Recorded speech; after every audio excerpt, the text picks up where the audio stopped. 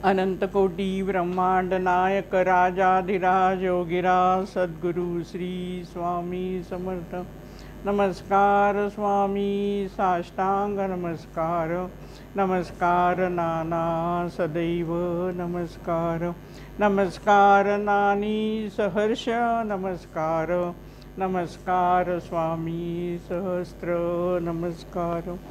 आज 1 डिसेंबर 2024च्या सांघिक प्रार्थनेला आपण जमलेलो आहोत। श्री स्वामी समर्थांचं पूजन करण्यासाठी, स्वामी समर्थांचा लाडके होण्यासाठी आपण इथे जमलेलो आहोत। स्वामी समर्थांनी आपल्यावर कृपा केली आहे आणि अशीच कृपा त्यांची आपल्यावर अखंड राहावी, आपली भक्ती अधिक दृढ व्हावी या इच्छेने आपण महाराजांच्या चरणाशी आलेलो आहोत।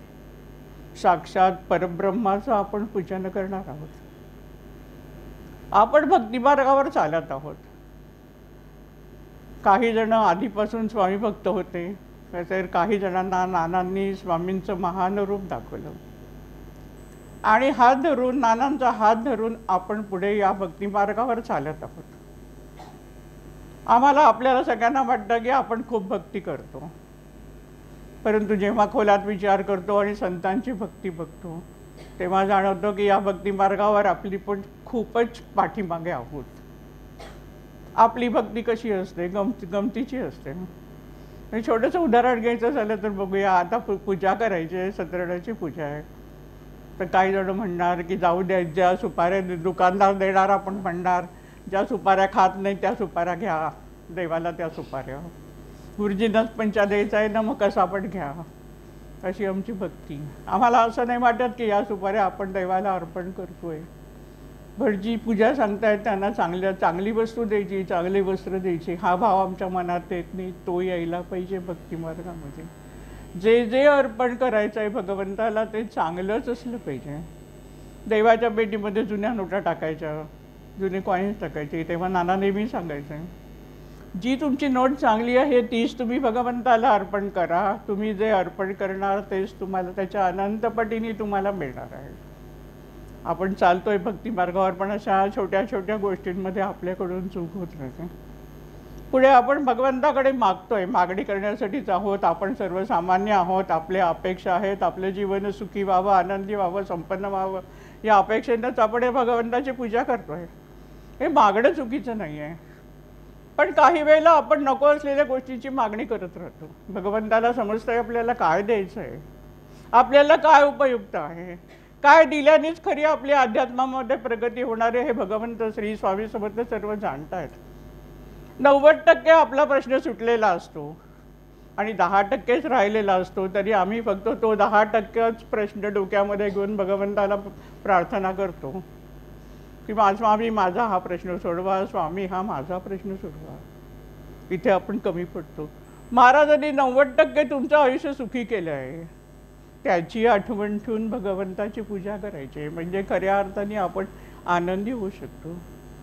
काय काय स्वामींनी दिलं आहे याचं स्मरण करण्यासाठीच आपण सर्वजण इथे जमलेलो आहोत की महाराजांची कृपा आहे म्हणून आज आपलं जीवन एवढं आनंदी आणि सुखी आहे।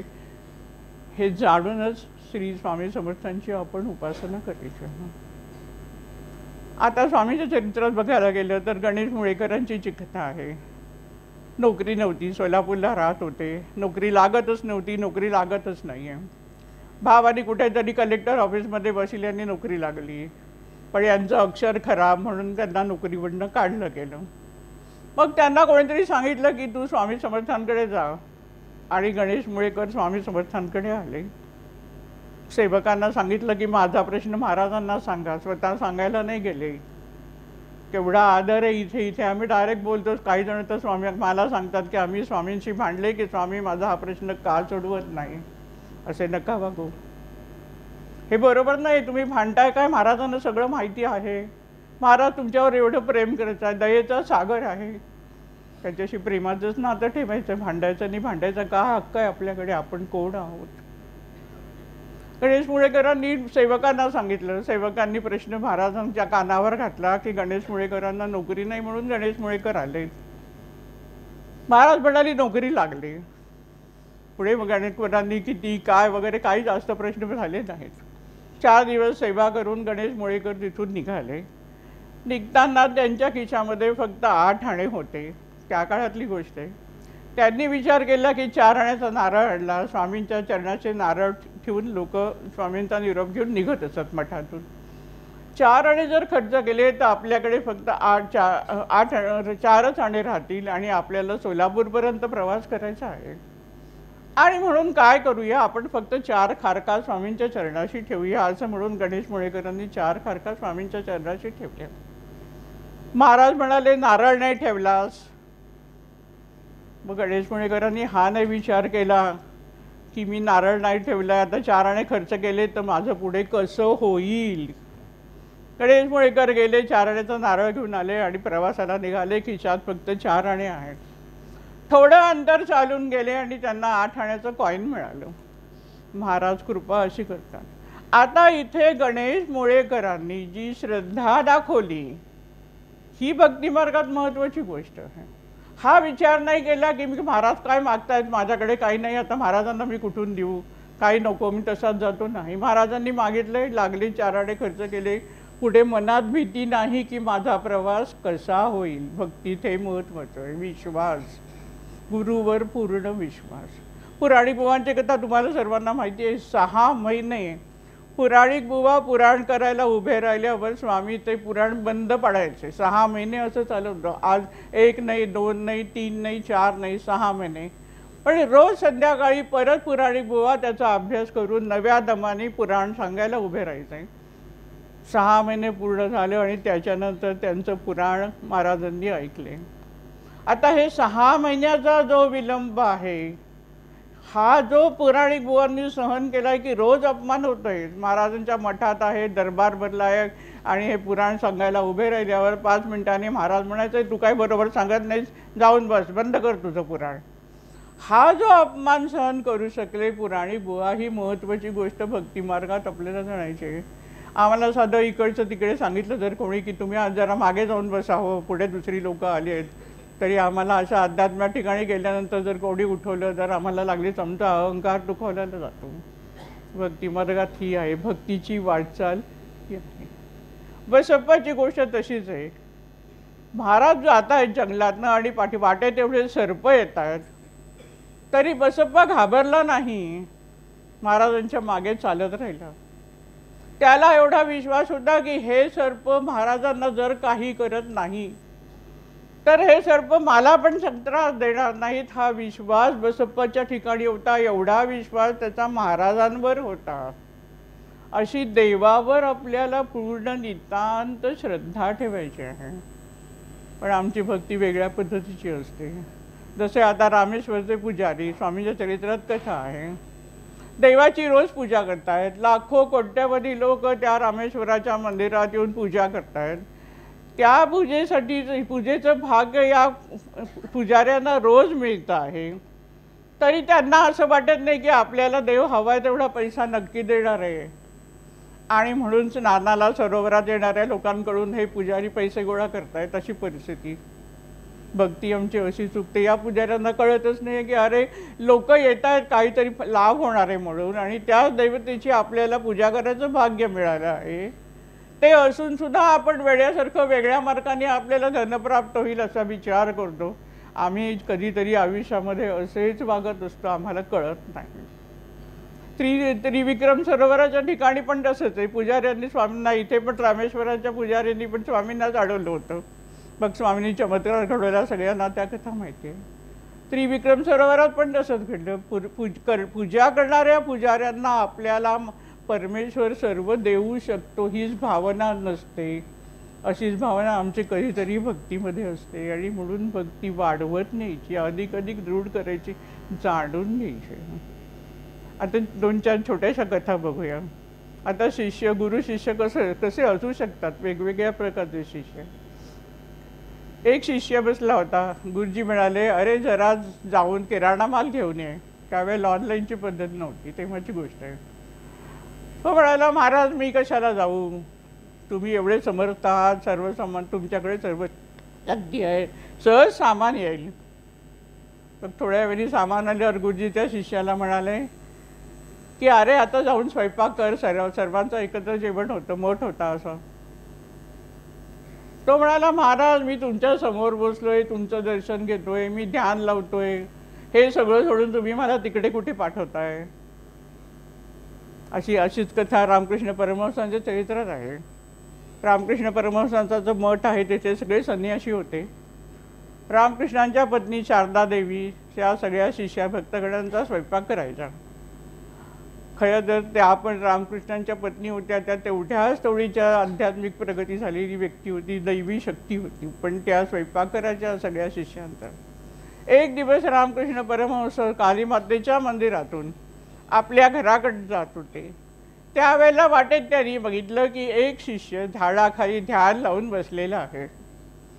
तेव्हा रामकृष्ण परमहंस त्याच्याजवळ जाऊन म्हणाले, तू इथे 2 तास ध्यान करत बसण्यापेक्षा तू स्वयंपाकघरात जाऊन मदत केलीस तर तुला जास्त भाग्य प्राप्त होईल, तुझी ती खरी साधना होईल.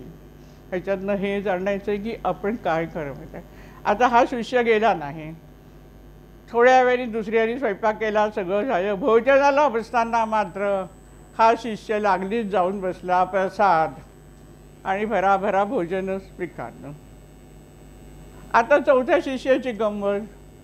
गुरुजींनी सांगितलं की अरे अमुक अमुक ब्रँडचा साबण आहे ना, तो मला हवा आहे, जरा दुकानातून घेऊन ये. या शिष्याने विचार केला की बापरे, महाराजांना भलताच किमतीचा साबण हवा आहे, आता आपले पैसे किती खर्च होतील असा विचार मनामध्ये आला. आणि मग त्या शिष्याने विचार केला की जाऊ दे, गुरुकडे जायलाच नको. अशी गंमत आमची भक्ती मार्गामध्ये असते. गौतम बुद्धाच्या चरित्रात अशी कथा आहे. त्याच्या शिष्याला त्यांनी चांगल्या प्रकारे घडवलं, त्याचं उत्तम ध्यान लागायचं, खूप प्रगती झाली होती. म्हणून गौतम बुद्ध त्याला म्हणाला की तुझी आता ध्यान साधना शिक्षण पूर्ण झालं आहे, आता तू माझ्या विचारांचा, माझ्या उपदेशांचा प्रसार करायला बाहेर पड, मठाच्या बाहेर पड. शिष्य म्हणाला महाराज मला या मेडिटेशनमध्ये एवढा आनंद मिळतोय की मी जाऊन प्रसार करणार नाही. तेव्हा गौतम बुद्धांनी सांगितलं तू संसार सोडून आलास, तिथे अटॅचमेंट नको म्हणून तू इथे आला, पण इथे परत तू अटॅचच झाला आहेस, एकाला ध्यानामध्ये अडकून पडला. आता शिष्याची जबाबदारी काय होती की गुरुचा जो उपदेश आहे त्याच्या उपदेशाचा प्रसार करणं हे काम होतं. तसंच आम्ही कधीतरी वागतो. आपल्याला सगळं नानांचा सहवास मिळाला, नानांची पुस्तकं वाचली, नानांनी काय सांगितलं सगळं ऐकलं, पण ते आम्ही आमच्या पुरतंच ठेवून देतो. तसं नाही होता का? मग कार्याचा प्रसार, विचाराचा प्रसार, अनेक लोकांपर्यंत नानांचे जे विचार आहेत ते जाऊन पोचले पाहिजेत.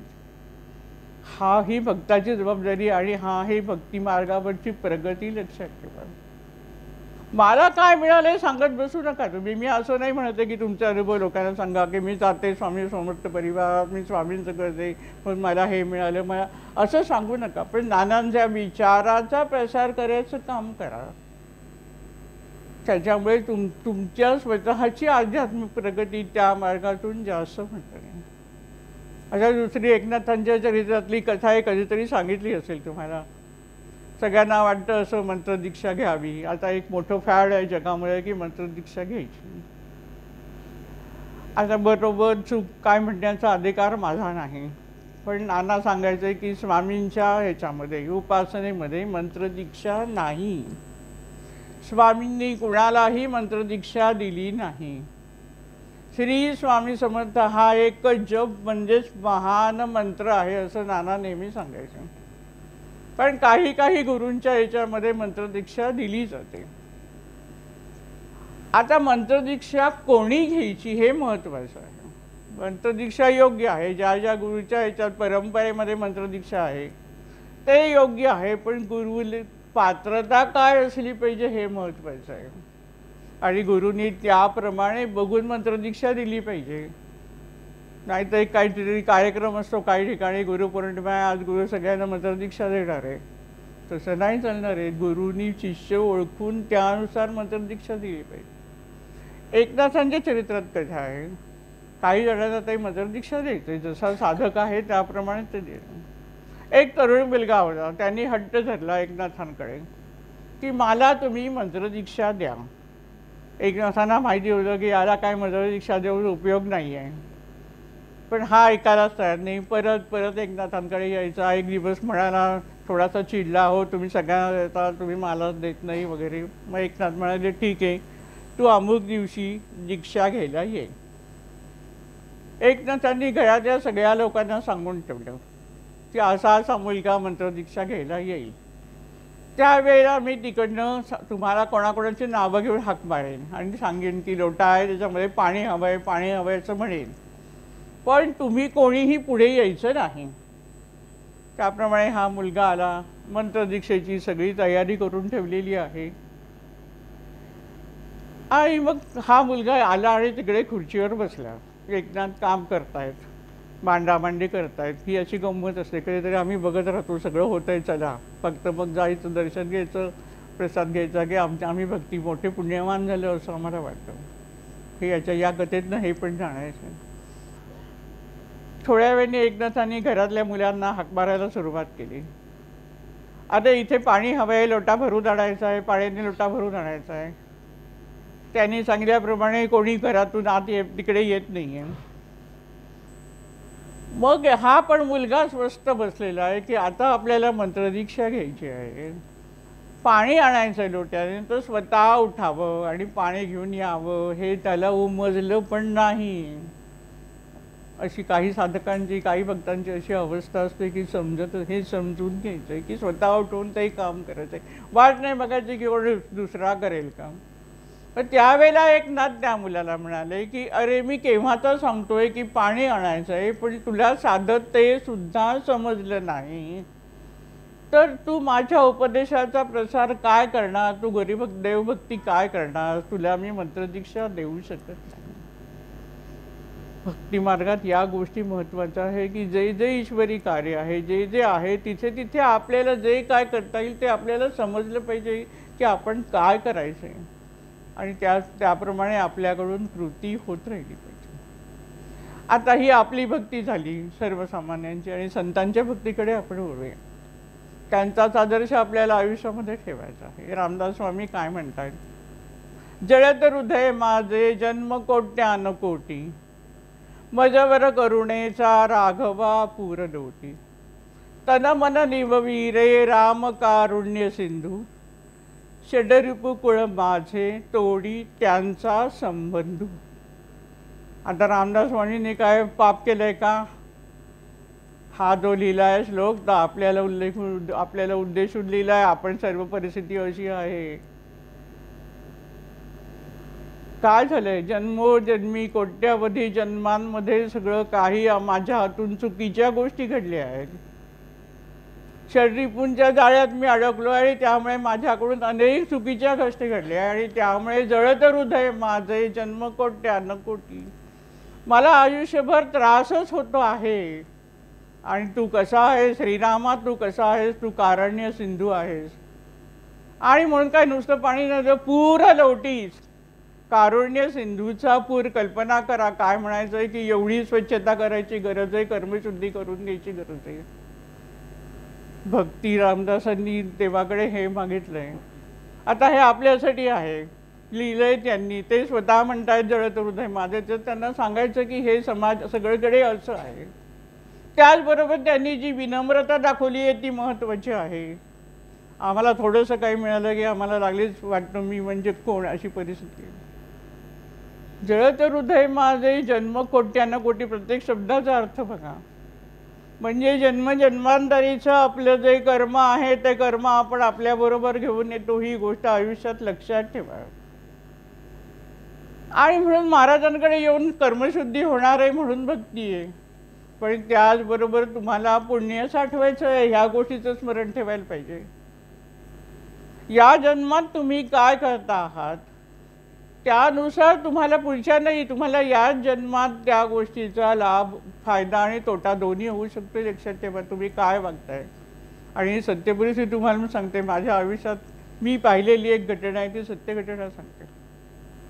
मी ज्या ठिकाणी नोकरीला होते त्या ठिकाणी अशी घटना घडली की दोघं जण मोठे ऑफिसर नवरा बायको होते. ही गोष्ट घडलेली उत्तर प्रदेशामध्ये आहे. दोघं जण एका सेंटरवर काम करतायत, दोघं वरच्या पोस्टवर आहेत.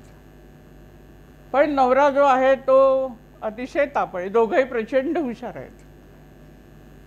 योगायोगाने मला त्या सेंटरवर काही 15 दिवसासाठी जाण्याचा योग आला आणि तिथे या दोघांपैकी जी पत्नी होती तिची आणि माझे कामाच्या संबंधात ओळख झाली. वय लहान होतं, लवकर प्रमोशन मिळालं होतं, प्रचंड हुशार होती. 15 दिवसाच्या भेटीतच तिची आणि माझं एकदम ट्युनिंग खूपच जमलं. आणि मग तिने तिच्या मला काही घटना सांगितल्या आयुष्यामधल्या, की नवरा दारू प्यायचा आणि मारझोड व्हायची. ऑफिसमध्ये हा वागायला अतिशय चांगला होता. ती पण तेवढीच हुशार होती. 5 वर्षाची मुलगी 15 मध्ये. तिला काही स्वामींचं सांगितलं करायला आणि मग मी जरी माझ्या मुंबईला परत आल्यानंतर तिच्याशी माझा फोनवर संपर्कच हलवला. तिने एक दिवस मला फोन करून काय सांगितलं की अगं उज्ज्वल असं असं घडलं. काय घडलं? नवऱ्याने ऑफिसमधल्या ज्या रिजनल डायरेक्टर होत्या त्यांच्याकडे कंप्लेंट केली बायकोची की ही नीट वागत नाही. आणि त्या बाईच्या हा माणूस प्रचंड हुशार होता आणि त्या बाईच्या अंडरच काम करणारा होता आणि त्यामुळे तो काय म्हणतोय ही गोष्ट त्या बाईंना पटली. आणि म्हणून रागाच्या भरात तिला क्वार्टर्स सोडून जायला सांगितलं. आता ऑफिसचे क्वार्टर्स आहे, ऑफिसची ऑर्डर इन्चार्ज मॅडमने काढली, तिला जायला लागलं. 5 वर्षाच्या मुलीला घेऊन ती क्वार्टर्समधून अक्षरशः म्हणजे अपमानित होऊन क्वार्टर्सच्या बाहेर पडली. आपल्या माहेरी गेली, घरी गेली. बँकेने तिला ट्रान्सफर दिली, सगळं पुढचं तिचं झालं. त्यावेळेला तिने फोनवर हे महत्त्वाचं वाक्य बोलली, माझ्या दृष्टिकोनातून महत्त्वाचं आहे की ती कदाचित तू असतीस उज्ज्वल तर कदाचित फरक पडला असता. आणि खरं आहे की माझं आणि मॅडमचं पण त्या 15 दिवसात चांगलं ट्युनिंग जमलं होतं. ठीक आहे, आता योग असतो. पुढे काय गंमत झाली की या मॅडम एवढ्या चांगल्या होत्या, वाईट नव्हत्या त्या, पण म्हणतो ना की कोणीतरी भरवतो आणि शेवटी आपलं ग्रहमान. 4-5 महिने झाले आणि गंमत असं की ज्या हेड ऑफ द डिव्हिजनल डायरेक्टरनी या महिलेला त्रास दिला त्यांच्यावर केस आली की त्यांनी पैसे खाल्ले. सत्य घटना सांगते मी, खोटी घटना नाही सांगत आहे. अत्यंत प्रामाणिक बाई ही, खूपच प्रामाणिक होती, अशी पैसे खायला नव्हती. पण बाकीच्या सगळ्या अतिशय कडक होती. फक्त हाताखालच्या लोकांनी तिच्यावर फ्रॉड केल्याची केस टाकली आणि ती केस अशी वाढत गेली की तिच्यावर CBIची एन्क्वायरी सुरू झाली. आणि तिला त्याच क्वार्टर्समधून ज्याप्रमाणे ही महिला अपमानित होऊन बाहेर पडली तशा स्वरूपात या महिलेला 6 महिन्यानंतर बरोबर त्या क्वार्टर्समधून बाहेर पडायला लागलं. ही सत्य घटना मी तुम्हाला सांगते. अर्थात त्या केसमधून नंतर सुटल्या. गंमत अशी आली की त्याच्यानंतर त्यांची मुंबईला एन्क्वायरी सुरू झाली आणि CBIची लोकं बसली आहेत आणि माझं डिपार्टमेंट त्यांच्या बाजूला. या महिला माझ्याशी चांगल्या वागलेल्या आणि त्यांची बाजू सत्याची हे मला माहिती आहे. त्यामुळे रोज ऑफिसमध्ये आल्यावर मी त्यांना भेटायला जायची. त्यांची एन्क्वायरी सुरू व्हायच्या आधी मी त्यांना भेटायला जायचे. मी घाबरत नव्हते, त्यांची चूक नाही मला माहिती होतं आणि परमेश्वराकडे न्याय आहे. मला काही लोक सांगायचे मॅडम जाऊ नका तुम्ही, तिकडे CBIची एन्क्वायरी आहे, तुम्हाला काहीतरी त्रास होईल. पण मला माहिती होतं की त्या बँकेने बाईने फ्रॉड केलेला नाही आहे. 6 महिन्यानंतर त्या आपण सुटल्या, पण हा भोग भोगायला लागला आहे. लक्ष आपण काय करतो त्याची रिॲक्शन कदाचित त्याच वेळेला त्यांची कर्मशुद्धी होऊन गेली असं पण असेल. कारण अत्यंत सज्जन बाई होत्या त्या. फक्त ऑफिसच्या कामाला अत्यंत प्रचंड कडक म्हणजे प्रचंड कडक होत्या. म्हणजे काही लोकांना ते पण नको असतं, अशी पण गंमत आहे. आता हिला जसं क्वार्टर्समधून बाहेर जायला लागलं तशाच अपमानित होऊन सामान घेऊन त्या क्वार्टर्समधून बाहेर पडल्या. म्हणजे काय आहे की आपण जे जे करतो आहे त्या त्या प्रकारे आयुष्यामध्ये आपल्याला गोष्टी भोगायला लागतात. आणि म्हणून जे म्हटलेले आहे की जे काही पापकर्म घेऊन आलो आहे त्याची शुद्धी आपण भक्तिमार्गातून करत आहोत. परंतु त्याचबरोबर आपण आता पुण्यमार्गाने जायचं आहे. म्हणजे पुण्य गोळा करायच्या मागे लागा तुम्ही. आपल्याकडून कोणाला त्रास, सहसा त्रास होऊ नये हा प्रयत्नशील राहा. आम्हाला गंमत वाटायचं, त्याला फसवलं, अशी गंमत केली नाही, त्याची रिटर्न्स तुम्हाला मिळणारच. मग जळत हृदय माझे जन्म, काही केले तरी समस्या सुटत नाहीत नाहीत नाहीत आणि त्रास होत राहतो. आता रामदासांचा पुढचा आहे श्लोक आहे त्याच्यामध्ये, संसार संगे बहुशीण लोमी, कृपा करी रे रघुराज स्वामी. प्रारब्ध माझे टळता टळेना, तुझवीन रामा मज कंठ वेना. आता त्यांनी काय संसार केला का? पण संसार जगाचा होता. संतांचंही भक्ती आहे, जगाचा संसार होता. बहुशीण लोमी, आता कोण कृपा करू शकतो? तर हा परमेश्वरच कृपा करू शकणार आहे. तोच या त्रासातून आपल्याला बाहेर काढणार आहे. प्रारब्ध माझे टळता टळेना, असंच नाही होत नाहीये. प्रारब्धाची शुद्धी अशी होत नाही. तुझवीन रामा मज कंठ, तुझ्या खेरीज कुणीही मला या प्रारब्ध शुद्धीपर्यंत आणू शकत नाही, असं रामदास स्वामींनी म्हटले. ही अशा प्रकारची भक्ती पाहण्याची. अचपळ मन माझे नावरे आवरिता, तुझं विलक्षण होतो नावरे नाव आता. भजन रहित रामा सर्व, स्वतः अखंड रामाचं स्मरण करणारे रामदास स्वामी म्हणतात, भजन रहित रामा सर्व ही जन्म गेला.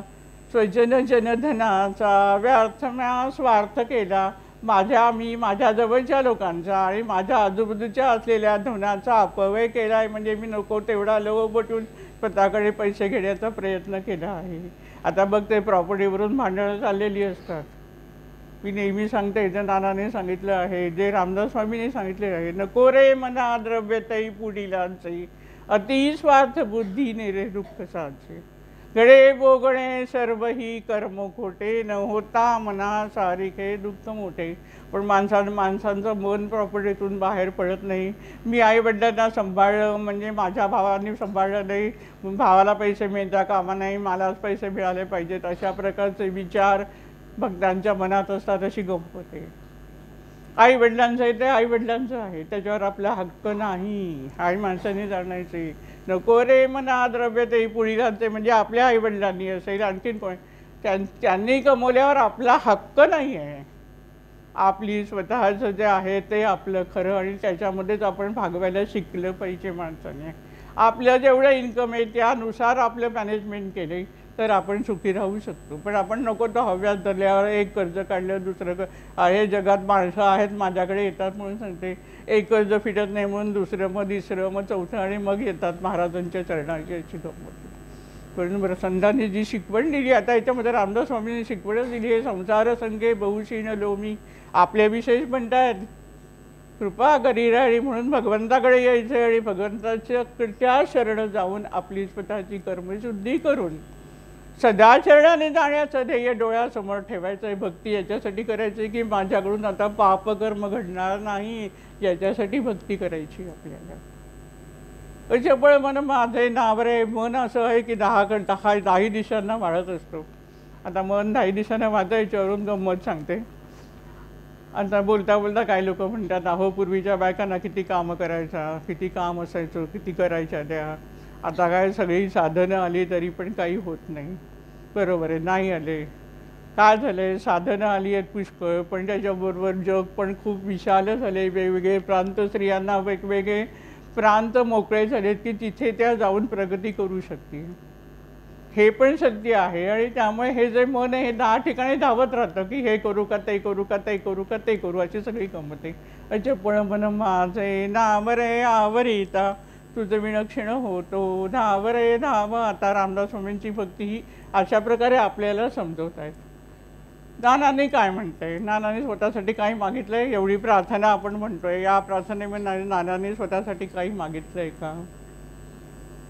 अहमपणाचा लोप करुनी कृतार्थ जीवन करा, पावन करुनी घ्यावे मजला तेजोमय भास्करा. अल्पची भिक्षा घालुनी स्वामी न्यावे मज संगती, सगुण रूपाने येऊनी स्वामी स्वीकारा आरती. त्याच्यासाठी तुमचं सगुण रूप दाखवा, मला ही भिक्षा द्या. काय भिक्षा, तर माझा अहंकार आहे त्याचा पूर्णपणे लोप करा. ही छोटीशी भिक्षा स्वामींच्या चरणाची मागितली आहे, म्हणजे आपण मागायची आहे महाराजांकडे. आपल्याला अशी भक्ती आपल्याला करायची की परमेश्वरा हे माझे प्रश्न सोडव, अशी भक्ती करायची गरजच नाही. महाराज सर्व जाणतात, कुठचे प्रश्न कुठच्या याच्यापर्यंत सोडवायचं हे महाराज जाणतात. ते आपण जरा पुढे बघूया. पुढे आणखीन काय म्हटलंय, आवाहनाचे नसे ज्ञान काही, शास्त्रोक्त पूजा विधी ज्ञात नाही, पदीया पुल्या टेकिला फक्त माथा, नमस्कार साष्टांग स्वामी. का हवंय महाराजांना? तुमची शरणागती हवी आहे. तुम्ही अनन्य भावाने महाराजांना शरण जा की महाराज तुमच्याशिवाय मला या जगात तारणारं कोणी नाही. माझं जे काय आहे ते सगळं तुमच्यासाठी आहे, असा शरणागत भाव. मगाशी म्हटल्याप्रमाणे पुजाऱ्यांना कळत नाही देव, तशी आमची परिस्थिती आहे की महाराज आपल्याला काय काय करू शकते. पुराणिकांनी जशी निष्ठा ठेवली की महाराजांनी किती पण अपमान करू दे तरी पण मी माझ्यामध्ये सुधारणा करून पुराण महाराजांपुढे सांगणारच. हा भक्तिभाव आपल्याला हवा आहे, तो आपल्याला जाणायचा आहे. महाराजांच्या पुढे शरणागती हवी आहे. तुम्ही पूजा पाठ हे सर्व आपल्या आत्मशुद्धीसाठी आहे. आपली आध्यात्मिक प्रगती व्हावी, आपले विचार शुद्ध व्हावेत, आपल्या हातून चांगल्या कृती घडावे, यासाठी सर्व गोष्टी आहेत. मुख्य त्याच्या सर्व ठिकाणी तुमचा शारण्य स्वामींना पूर्ण सरेंडर होणं सगळ्यात महत्त्वाचं, आणि ती खरी भक्ती, असं नानांनी ह्याच्यामध्ये सांगितलं आहे. दिले वरदान देई आता दान, चरण कमळी देई ध्रुवस्थान, भक्त भृंग ऐसा तुझा मी समर्था, पंचारती तुझं श्री स्वामी समर्था. स्वामी समर्थांची आरती करताना नाना काय म्हणतात, तुम्ही वरदान दिले, आता मला दान द्या. काय दान द्या? आम्ही मागू हे पाहिजे ते पाहिजे ते पाहिजे. नाना म्हणतात तुमच्या चरणाशी मला स्थान द्या. भक्त भृंग ऐसा तुझा मी समर्था, पंचारती तुझं श्री स्वामी. स्वामींच्या चरणाची ही भक्ती आपण बघितली. रामदासांनी काय मागितलं परमेश्वरावर, नानांनी काय मागितलं. आता चोखामेळा काय म्हणतो, चोखामेळाने जी लीनता दाखवली खूप महत्त्वाची आहे. अत्यंत खालच्या समाजामध्ये येऊन सुद्धा एवढ्या उत्तम प्रतीची भक्ती त्याच्या ठिकाणी असावी, मी त्याला शरणागतीच करायला पण पाहिजे. आपण आपला जो अहंकार आहे की आम्ही कोणीतरी आहे तो सरळ खरंच विरून जाईल. देवाला म्हटलंय, विठ्ठलाला म्हणतोय की मी तुझ्या महाराचा मी महार आहे. मागे एकदा सांगितलं की महार म्हणजे जो गावाची चौक असेल, ती गावाचं रक्षण करणारा जो चौकीदार असायचा त्याला महार म्हणायचे. तो गावाचा जो राजा जो प्रमुख असेल त्याला गावामध्ये कोण नवीन आलं नाही येणं वगैरे अशी माहिती देत असेल, आलं असेल तर कोणाला ठेवून घ्यायचं या संबंधीची माहिती देत. त्या महाराचा हा जो दास आहे त्याचाही मी दास आहे असं ते विठ्ठलाला म्हणतात. इतक्या खालच्या पातळीच्यावर स्वतःला आणून ठेवलंय. आणि म्हणजे विठ्ठला तू किती महान आहे हे त्यातून सांगायचं. जेव्हा आपण स्वतःला खूप लहान समजतो त्याच वेळेला आपण समजतोय की परमेश्वर किती महान आहे. जोपर्यंत आम्ही स्वतःलाच मोठे म्हणतोय, आमची भक्ती खूप करतो असं परमेश्वराला स्वामींना सांगणारे आहेत लोक. मी एवढे पाठ केले, मी एवढा मंत्र म्हटला, इतक्या वेळेला मी हे केलं तरी माझा प्रश्न नाही सोडवला, बरोबरीने देवाची भांडणारी लोक आहेत. आणि हा चोखामेळा ज्याला काही तुम्ही म्हणाल की आम्ही एवढं विज्ञान अभ्यास शिकलो, एवढे ग्रंथ वाचलेत, एवढी पारायणं केली, एवढी सगळी केली, पण आमच्याकडे ही विनम्रता नाही जी चोखामेळाने दाखवली. तुझ्या महाराचा मी महाराणी. पुढे काय म्हटलं आहे एका ठिकाणी, तुझ्या उष्ट्यासाठी बहुभुकेला होतो, तुझ्या उष्ट्यासाठी आलो. आता इथे उष्ट म्हणजे काय की जो पदार्थ जी गोष्ट तोंडात आपण घातलेली असते त्याला आपण उष्ट म्हणतो. हा भगवंताला विठ्ठलाला म्हणताय चोखामेळा की तुझ्या उष्ट घेण्यासाठी मी आलो आहे. म्हणजे काय की तुझा उपदेश काय आहे हे जाणण्यासाठी मी आलो आहे तुझ्या चरणाशी. तुझ्या उपदेशाचं मला ग्रहण करायचं आहे. तो उपदेश तुझ्या मुखातून जे आलं आहे ते ग्रहण करण्यासाठी मेलं. अशी चोखामण्याची परमेश्वरावर विठ्ठलावर भक्ती ही अशी ही आम्हाला जाणायची आहे. आता नामदेवांनी काय म्हटलंय, पतित पावन नाम ऐकुनी आलो मी द्वारा, पतित पावन नससी म्हणून जातो माघारा. पुढे आणखी म्हणतात की तू पतित पावन नाही आहेस ना म्हणून मी सगळ्या त्रैलोक्यामध्ये झेंडा मिरवणार आहे की तू पतित पावन नाही आहे वगैरे. असं सगळं म्हटलेलं आहे. आणि पुढे काय म्हटलंय सगळ्यात महत्त्वाचं म्हणजे, नामा म्हणे देवा न लगे मज काही, मला काही नकोय, कावे प्रेम असू द्या हृदयी, आठवण पायी. त्याच गाण्यामध्ये पुढे म्हटले रामदेवांनी की मला तुझं काहीही नकोय, माझ्या हृदयामध्ये प्रेम, तुझ्या हृदयात पण प्रेम माझ्याविषयी असू दे, आणि माझ्या हृदयातही तुझ्याविषयीचं प्रेम असू दे, आणि तुझ्या चरणाची मला कायम आठवण राहू दे. मग आता हाच नामदेव सुरुवातीला का म्हणतोय की तू पतत पावन नससी म्हणून जातो माघारा, आणि सगळीकडे डांगोरा पिटवतोय की तू काही पावन करू शकत नाही. त्याच्यात त्याला काय म्हणायचं आहे की मी इतका पतित आहे. जे रामदास स्वामींनी म्हटलं आहे की जळत हृदय माझे जन्मकोट्या न कोटी, मग बरं करुणेचा रागा, आम्ही एवढं पाप करून ठेवलेलं आहे. तसा हा म्हणतोय की मी एवढा पतित आहे की तुझ्याकडून पण मी पावन होऊ नाही शकत आहे, इतकं मी पतित आहे. ही लीनता भक्तीमध्ये पाहिजे, ही शिकायची आपल्याला. स्वतःकडे त्यांनी कमीपणा घेतलाय. आधी म्हटलंय की तू नाही आहेस, तू नाही आहेस, पण ते नाही म्हणताना त्याला काय म्हणायचं आहे की मी इतका कलंकित आहे की तुझ्या चरणाशी येऊन सुद्धा मी अजून पतित होऊ नाही शकत आहे. एवढ्या माझ्या हातून पाप घडलेली आहे, असं वर्णन त्या संतांना केली. ही संतांची जी भक्ती आहे ती आपल्याला अशी शिकायची आहे. आता मगाशी म्हटल्याप्रमाणे आम्ही महाराजांना म्हणतो की माझा हा प्रश्न तुम्ही 90% सुटला आहे, 10% तुम्ही सोडवला नाही, तो सोडवला पाहिजे, असा आमचा हट्ट महाराजांपाशी कायम चाललेला असतो. अमुक प्रश्न अशाच पद्धतीने महाराजांनी सोडवला पाहिजे, अशा प्रकारची भक्ती आमची असते. ही चुकीची आहे, लक्षात घ्या. महाराज जाणतायत की तुमचा कुठला प्रश्न कधी, कसा, केव्हा सोडवायचा. त्यांना सर्व माहिती आहे. तुम्ही काय, तुमच्या मनात कुठचे विचार आहेत हे महाराजांना कळणार. आपण म्हणतो ना माझ्या मनात विचार आला आणि तसंच घडलं, हो बरोबर महाराजांनी जाणलं, हे आम्ही म्हणतो. हा अनुभव आम्ही घेतो. मग तुम्हाला हे का नाही कळत की तुम्हाला काय प्रश्न आहे महाराजांना समजत नाही आणि महाराज सोडवत नाही, तसं तुम्ही का म्हणता. महाराज जाणतायत पण सोडवत नाही आहेत. कारण तुम्ही बरोबर काय घेऊन आलाय, शेवटी तुम्ही काय प्राक्तन आणलंय तुमच्याबरोबर, ते महत्त्वाचं असतं. स्वामींच्या चरित्रात एक कथा आहे. माधव शास्त्री नावाचे गृहस्थ होते. मागे एकदा ही गोष्ट तुम्हाला मी सांगितली, ती वेगळ्या संदर्भात सांगितली, आता परत सांगते, ही वेगळ्या संदर्भात येते. एकाच गोष्टीचे अनेक प्रकारे आपण विचार मिळू शकतात त्याच्यातून. त्या काळातली गोष्ट आहे. बायको लवकर गेली, विदूर झाले, आणि मग जरा दुःख वाटत होतं म्हणून 4 दिवस महाराजांच्या चरणाशी राहायला आले. 4 दिवस राहिले आणि जायला निघाले. ज्या वेळेला माधव शास्त्री स्वामी समर्थांच्या मठामध्ये आले अक्कलकोटला, त्यावेळेलाच महाराजांनी त्यांच्या अंगावर अक्षदा उडवल्या. तर लागली सेवक म्हणाले की माधव शास्त्री तुमचं लग्न होणार, दुसरं लग्न होणार. ते म्हणाले मी असा विदूर आणि मला 5,000चं कर्ज आहे. त्या काळची गोष्ट आहे, स्वामी समर्थ सगुण रूपात अक्कलकोटला राहत असतानाची गोष्ट आहे. मला 5,000चं कर्ज, मी विदूर, माझं काय लग्न होणार आहे. सेवकांचा विश्वास. सेवक म्हणाले महाराजांनी ज्या अर्थी तुमच्या अंगावर अक्षदा उद्या त्या अर्थी तुमचं लग्न होणार. महाराज संकेत देते. हे माधवशास्त्री 4 दिवसांनी बाहेर पडले आपल्या घरी जाण्यासाठी. त्या काही लोक सगळा पायी प्रवास करायचे. वाटेल कुठे नातेवाईकाचं घर लागलं तर त्या काळी पद्धत होती की नातेवाईकाकडे जाऊन यायचं. आता घरावरून गेलं तरी पण जात नाही अशी गोष्ट आहे. बरोबर, प्रत्येकाचा काळ वेळ सगळ्याच गोष्टी आहे. पण त्या काळी मग जातोय. एक तर प्रवासामध्ये कुठेतरी विश्रांतीची गरज पण नसायची, लोकांना तेवढा वेळ पण असायचा, लोक वारंवार भेटू शकायची नाही, या सगळ्या गोष्टी आहेत. तर त्याप्रमाणे ते नातेवाईकाच्या घरी गेले जायला. तर गंमत अशी होते की नातेवाईकाच्या घरी त्याच्या 2 मुलींची लग्न होणार होती.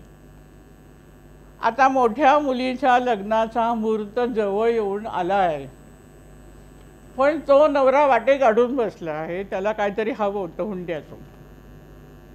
आता मोठ्या मुलीचं लग्न लागल्याखेरीज त्या काळातली पद्धत होती, दुसऱ्या मुलीचं लग्न लावू शकत नाही, म्हणून दुसऱ्या मुलीचं पण लग्न होत नाही. आणि म्हणून या मुलींचे आई वडील ते चिंतेमध्ये होते की आता काय करायचं. आणि त्याच वेळेला बरोबर माधव शास्त्री तिथे पोचले. लागलीच मुलीच्या वडिलांनी विचारलं की तू लग्न करशील का, माझ्या मोठ्या मुलीशी असं असं लग्न आणलेलं आहे. माधव शास्त्री हो म्हणाले. माधव शास्त्रींचं त्याच्या मोठ्या मुलीचं लग्न झालं. म्हणजे वाटोपाठ दुसऱ्या मुलीचं लग्न झालं. त्या लग्नामध्ये वरदक्षिणा म्हणून मुलीच्या वडिलांनी त्यांना 5,000 रुपये दिले. आता माधव शास्त्रींचं लग्न स्वामींनी दाखवून दिलं की त्यांना लग्न होणं सोयीचं होतं, म्हणजे त्यांच्या भाग्यात ते सुख होतं. आता दुसरे सोनी नावाचे गृहस्थ होते, त्यांचं पण पहिलं लग्न झालं, बायको गेली. दुसरं लग्न झालं, ती पण बायको गेली. आणि मग हे महाराजांकडे आले. महाराजांना विचारलं की मी तिसरं लग्न करू का. त्यांनी विचारल्याबरोबर महाराज उठून निघून गेले. सेवकांनी सांगितलं की सोनी तुम्ही लग्न करू नका. पण माणूस नेहमी आपल्या फायद्याचा विचार करतो, कुठलाही संकेत मिळाला तरी आपल्या फायद्याचाच विचार करतो. हे म्हणाले महाराज नको नाही म्हणालेत. महाराज उठून गेलेत, पण महाराज असं म्हणाले नाही की तू करू नकोस, त्यामुळे मी करू शकतो. त्यांनी तिसरं लग्न केलं. काय झालं, 6 महिन्याच्या आत ती बायको जिन्यावरून खाली पडली आणि मग आयुष्यभर ती अंथरुणावर होती आणि त्यांना तिची सेवा करायला लागली. आता त्यांच्या नशिबामध्ये संसार सुख नव्हतं, म्हणून महाराजांनी त्यांना काय उठून गेले आणि नकार दिला. पण यांनी अट्टहासाने लग्न केलं. आता सेवा जर केली असती स्वामींची तर निदान त्याच्यातनं एक पुण्य जमा झालं असतं आणि सुखाचं आयुष्य मिळालं असतं. पण सेवा तिची करायला लागली, ती पडली, तिला त्रास आणि त्याच्याबरोबर यांना सेवा करायला लागली. म्हणून महाराज जाणतायत हे जाण्याचे, त्यांना माहिती आहे तुम्हाला काय द्यायचं आहे. त्यांना कळलंय नाही सोनींना लग्न करून फायदा होणार नाही हे महाराज जाणत होते. आणि म्हणून महाराज उठून गेले आणि लग्न करू नको असा संकेत दिला, तरी पण त्यांनी केला, लग्न केलं आणि नंतर अशा प्रकारे बसले. आता या कथेतनं हे जाणायचं आहे की महाराज जाणतात की तुम्हाला काय दिल्याने तुम्ही सुखी होणार आहात. आपण सगळी उपासना कशासाठी करतोय, आपण सुखी होण्यासाठीच करतोय. मग महाराजांना समजतंय की तुम्हाला काय दिल्याने तुम्ही सुखी होणार आहात. म्हणून महाराजांकडे हट्ट करू नका की महाराज माझा हा प्रश्न सोडवा, सांगायला लागत नाही. महाराजांना ते समजतं. महाराज प्रश्न कशा प्रकारे केव्हा काय सोडवायचा ते हे महाराज करून घेणार, हा विश्वास आपल्याला ठेवायचा आहे. पण आमच्या मागण्या संपत नाहीत. नमस्कार करायला उभं राहिल्यावर महाराज माझं हे काम राहिलं आहे, माझं महाराज हे काम, असा विचार करू नका. शांत चित्ताने महाराजांच्या चेहऱ्याकडे बघा. महाराजांनी केलेली कृपा आठवा आणि त्या कृपेने तुमच्या डोळ्यामध्ये अश्रू आले पाहिजे तर खरं अंतकरणात प्रेम. नाहीतर भक्तीमध्ये नुसता व्यवहार आहे, मी एवढं दिलं मला एवढं द्या, मी एवढं दिलं मला तेवढं दिलं. आपल्याला भक्तिमार्गामध्ये आपण किती मागे आहोत हे याच्यातून संतांच्या म्हणून सांगितल्या की किती प्रगती अजून आपल्याला या भक्तिमार्गामध्ये करायची आहे. स्वामी खरोखर सर्व जाणतात. कुणाचा काय प्रश्न आहे हे महाराजांना बरोबर समजतं. आता दुसरं तुम्हाला हा विश्वास बसावा म्हणून तुम्हाला आणखीन एक गोष्ट सांगते. आता माझ्याकडे प्रश्न विचारला जेव्हा काही मंडळी येतात त्यावेळेला माझे असे अनुभवले की त्या माणसाचा जो प्रश्न आहे आणि ते जे मला माहिती सांगणार आहेत त्या संबंधीची त्याची पार्श्वभूमी काय आहे, त्याच्या पाठीमागे काय सगळ्या घटना आहेत याची मला त्या माहिती आधीच कोणीतरी येऊन सांगून जातं. म्हणजे पुढे माझ्याकडे कोण व्यक्ती येणार आहे त्याला काय मला गायडन्स द्यायचं आहे ह्याची माहिती महाराज आधीच पुरवतात अशी गंमत आहे. एक महिला होत्या, चांगल्या उच्च शिक्षित, दोघंही नवरा बायको चांगल्या. त्यांना एक प्रश्न होता त्यांच्या मुलासंबंधीचा. कठीण होता प्रश्न, नाही असा नाही आहे, कोणालाही ते सहन करणं कठीण जाईल अशी घटना होती. बाकीच्या गोष्टी सांगत नाही. त्या एका व्यक्तीकडे गेल्या, महान व्यक्ती, एका प्रश्नाचे 5,000 रुपये अशी घेणारी व्यक्ती. ते गेले, त्यांनी काय विशिष्ट उपासना सांगितली, वर्षभर उपासना करत होते. प्रश्न सुटत नाही आहे आणि म्हणून परत भेटायला गेले. तेव्हा त्यांच्या गुरुच्या असिस्टंटनी सांगितलं की ते एकदाच भेटतात, परत परत भेटत नाहीत. त्या महिलेने खूप प्रयत्न केला भेटायचा, पण काही प्रयत्न नाही. मग कसं काय त्यांना प्रेरणा झाली, त्या लोणावळ्याला आल्या माझ्याकडे आणि मग सगळ्या दोघांनी रडून सगळी कथा सांगितली काय आहे आणि त्या व्यक्तीचं नाव सांगितलं, कोणाकडे गेले होते वगैरे. तर त्या व्यक्तीविषयी मला काही 15 दिवस आधी काहीही माहिती नव्हती. पण गंमत म्हणजे ही लोक यायच्या बरोबर 8 दिवस आधी मला एका व्यक्तीनेच मी सांगितलं की तुम्हाला असे असे माहिती आहेत का, ते पण स्वामी भक्त आहेत, अमुक आहेत तमुक आहे, सगळी माहिती पुरवली होती. आता जेव्हा या मला विचारलं की हे नाव तुम्हाला माहिती आहे का, म्हटलं हो माहिती आहे. बाकीची माहिती पण मला म्हणजे महाराज कसं सगळं पुरवतात, माहिती पुरवतात काय आहे ते. आता दुसरी एक गोष्ट सांगते. अशीच माझ्याकडे एक महिला आली जिचा नवरा काय जो बिझनेस करत होता तो बिझनेस सगळा खोटा होता आणि अनेक तरुण मुलांना त्यांनी नादी लावलं होतं. म्हणजे 50-50 लाख रुपये तुम्ही गुंतवले त्यांना गुंतवायला लावायचा आणि मग तुम्हाला एवढं मिळेल वगैरे ते व्हिडिओ टाकून लोकांना तरुण मुलांना खूप आकर्षित त्यांनी करून घेतलं होतं. त्याच्या बायकोला हे काही आवडत नव्हतं आणि म्हणून ती बायको माझ्याकडे आली होती सांगायला की याच्यातनं माझ्या नवऱ्याला तुम्ही बाहेर काढा. म्हणाली तो प्रचंड पैसा कमवतोय पण मला हा पैसा नको आहे, तो करतोय हे चुकीचं करतोय, सगळी तरुण पिढी बिघडली जाते. ही माहिती मला त्या महिलेकडनं मिळाली. नंतर 8च दिवसात असं आलं म्हणजे स्वामी तुमच्या आपल्या सगळ्यांसाठी कसं काम करतात हे सांगण्यासाठी गोष्ट आहे. नंतर 8च दिवसात माझ्याकडे एक व्यक्ती आली, आपल्या परिवारातच येणारी होती तरुण व्यक्ती, पुण्यात राहणारी, मुंबईत काही कामानिमित्त आली आणि म्हणून शनिवारी संध्याकाळी मला भेटायला आले आणि बोलता बोलता त्यांनी आपल्याच परिवारातल्या एका तरुण मुलाविषयी सांगितलं की ताई तो ना अशा अशा मार्गाला लागला आहे, अशा अशा कंपनीमध्ये तो अशा अशा प्रकारचं काम करतोय. आता मला या सगळ्या कंपनीची माहिती आधीच मिळालेली आहे. मग हे चुकीचं हे मला त्या क्षणाला कळलं. मग मी त्याला सांगतो म्हणाला तो माझ्याही मागे लागला आहे की तू पण पैसे गुंतव, तू पण पैसे गुंतव. म्हटलं नाही, शाणा असेल तर या मार्गाला जाऊ नको. जो काय तुला महिन्याला पगार मिळतो त्याच्यात तू समाधानाने आयुष्य जगायचं. ज्या मुलाविषयी सांगितलं त्या मुलाला मग मी मेसेज पाठवला, when you are in gold mine why you are searching in coal mine. आणि त्या मुलाला तेवढा मेसेज बरोबर समजला. आता मी हा मुद्दा अशासाठी सांगितला आहे की महाराजांचं तुमच्या सगळ्या ॲक्टिव्हिटीजवर पूर्ण लक्ष आहे. तुम्हाला कसं कुठून वाचवायचं हे महाराजांना माहिती, हे जाणा. आणि म्हणून महाराजांकडे मागण्या घेऊन उभे राहू नका. महाराज देणार करतायत, कृपा करतायत आपल्याला. भक्ती मी जशी सांगितली की नानांच्या विचाराचा प्रसार करा आणि त्याच्यानुसार आचरण करायला सुरुवात करा. नानांकडे काय होतं, फक्त गुरुभक्ती होती. रामदास स्वामींकडे काय होतं, रामनाम होतं, नामावर निष्ठा होती. आणि एवढं मोठं रामदासाने भव्य दिव्य कार्य, सगळ्या संतांचं ते केवळ ईश्वरावर निष्ठा आहे आणि भव्य दिव्य कार्य करू शकते. भक्तीतून तुम्हाला एवढं सगळं होऊ शकतं तर आपल्या आयुष्यातले छोटे छोटे प्रश्न नाही सुटणार आहेत का? सुटणार आहेत. जो आम्हाला प्रश्न वाटतोय तो प्रश्नच नसतो, हे पहिले लक्षात ठेवायचं. तो प्रश्नच नसतो. ते आपले भोग आहेत, ते आपल्याला या जन्मात भोगायचं आहे. कर्मशुद्धी होईल त्याप्रमाणे पुढच्या आयुष्यात आपल्याला काय ते मिळणार आहे हा भाग. भविष्यात पण, या आयुष्यात भविष्यात पण घटना घडू शकतात.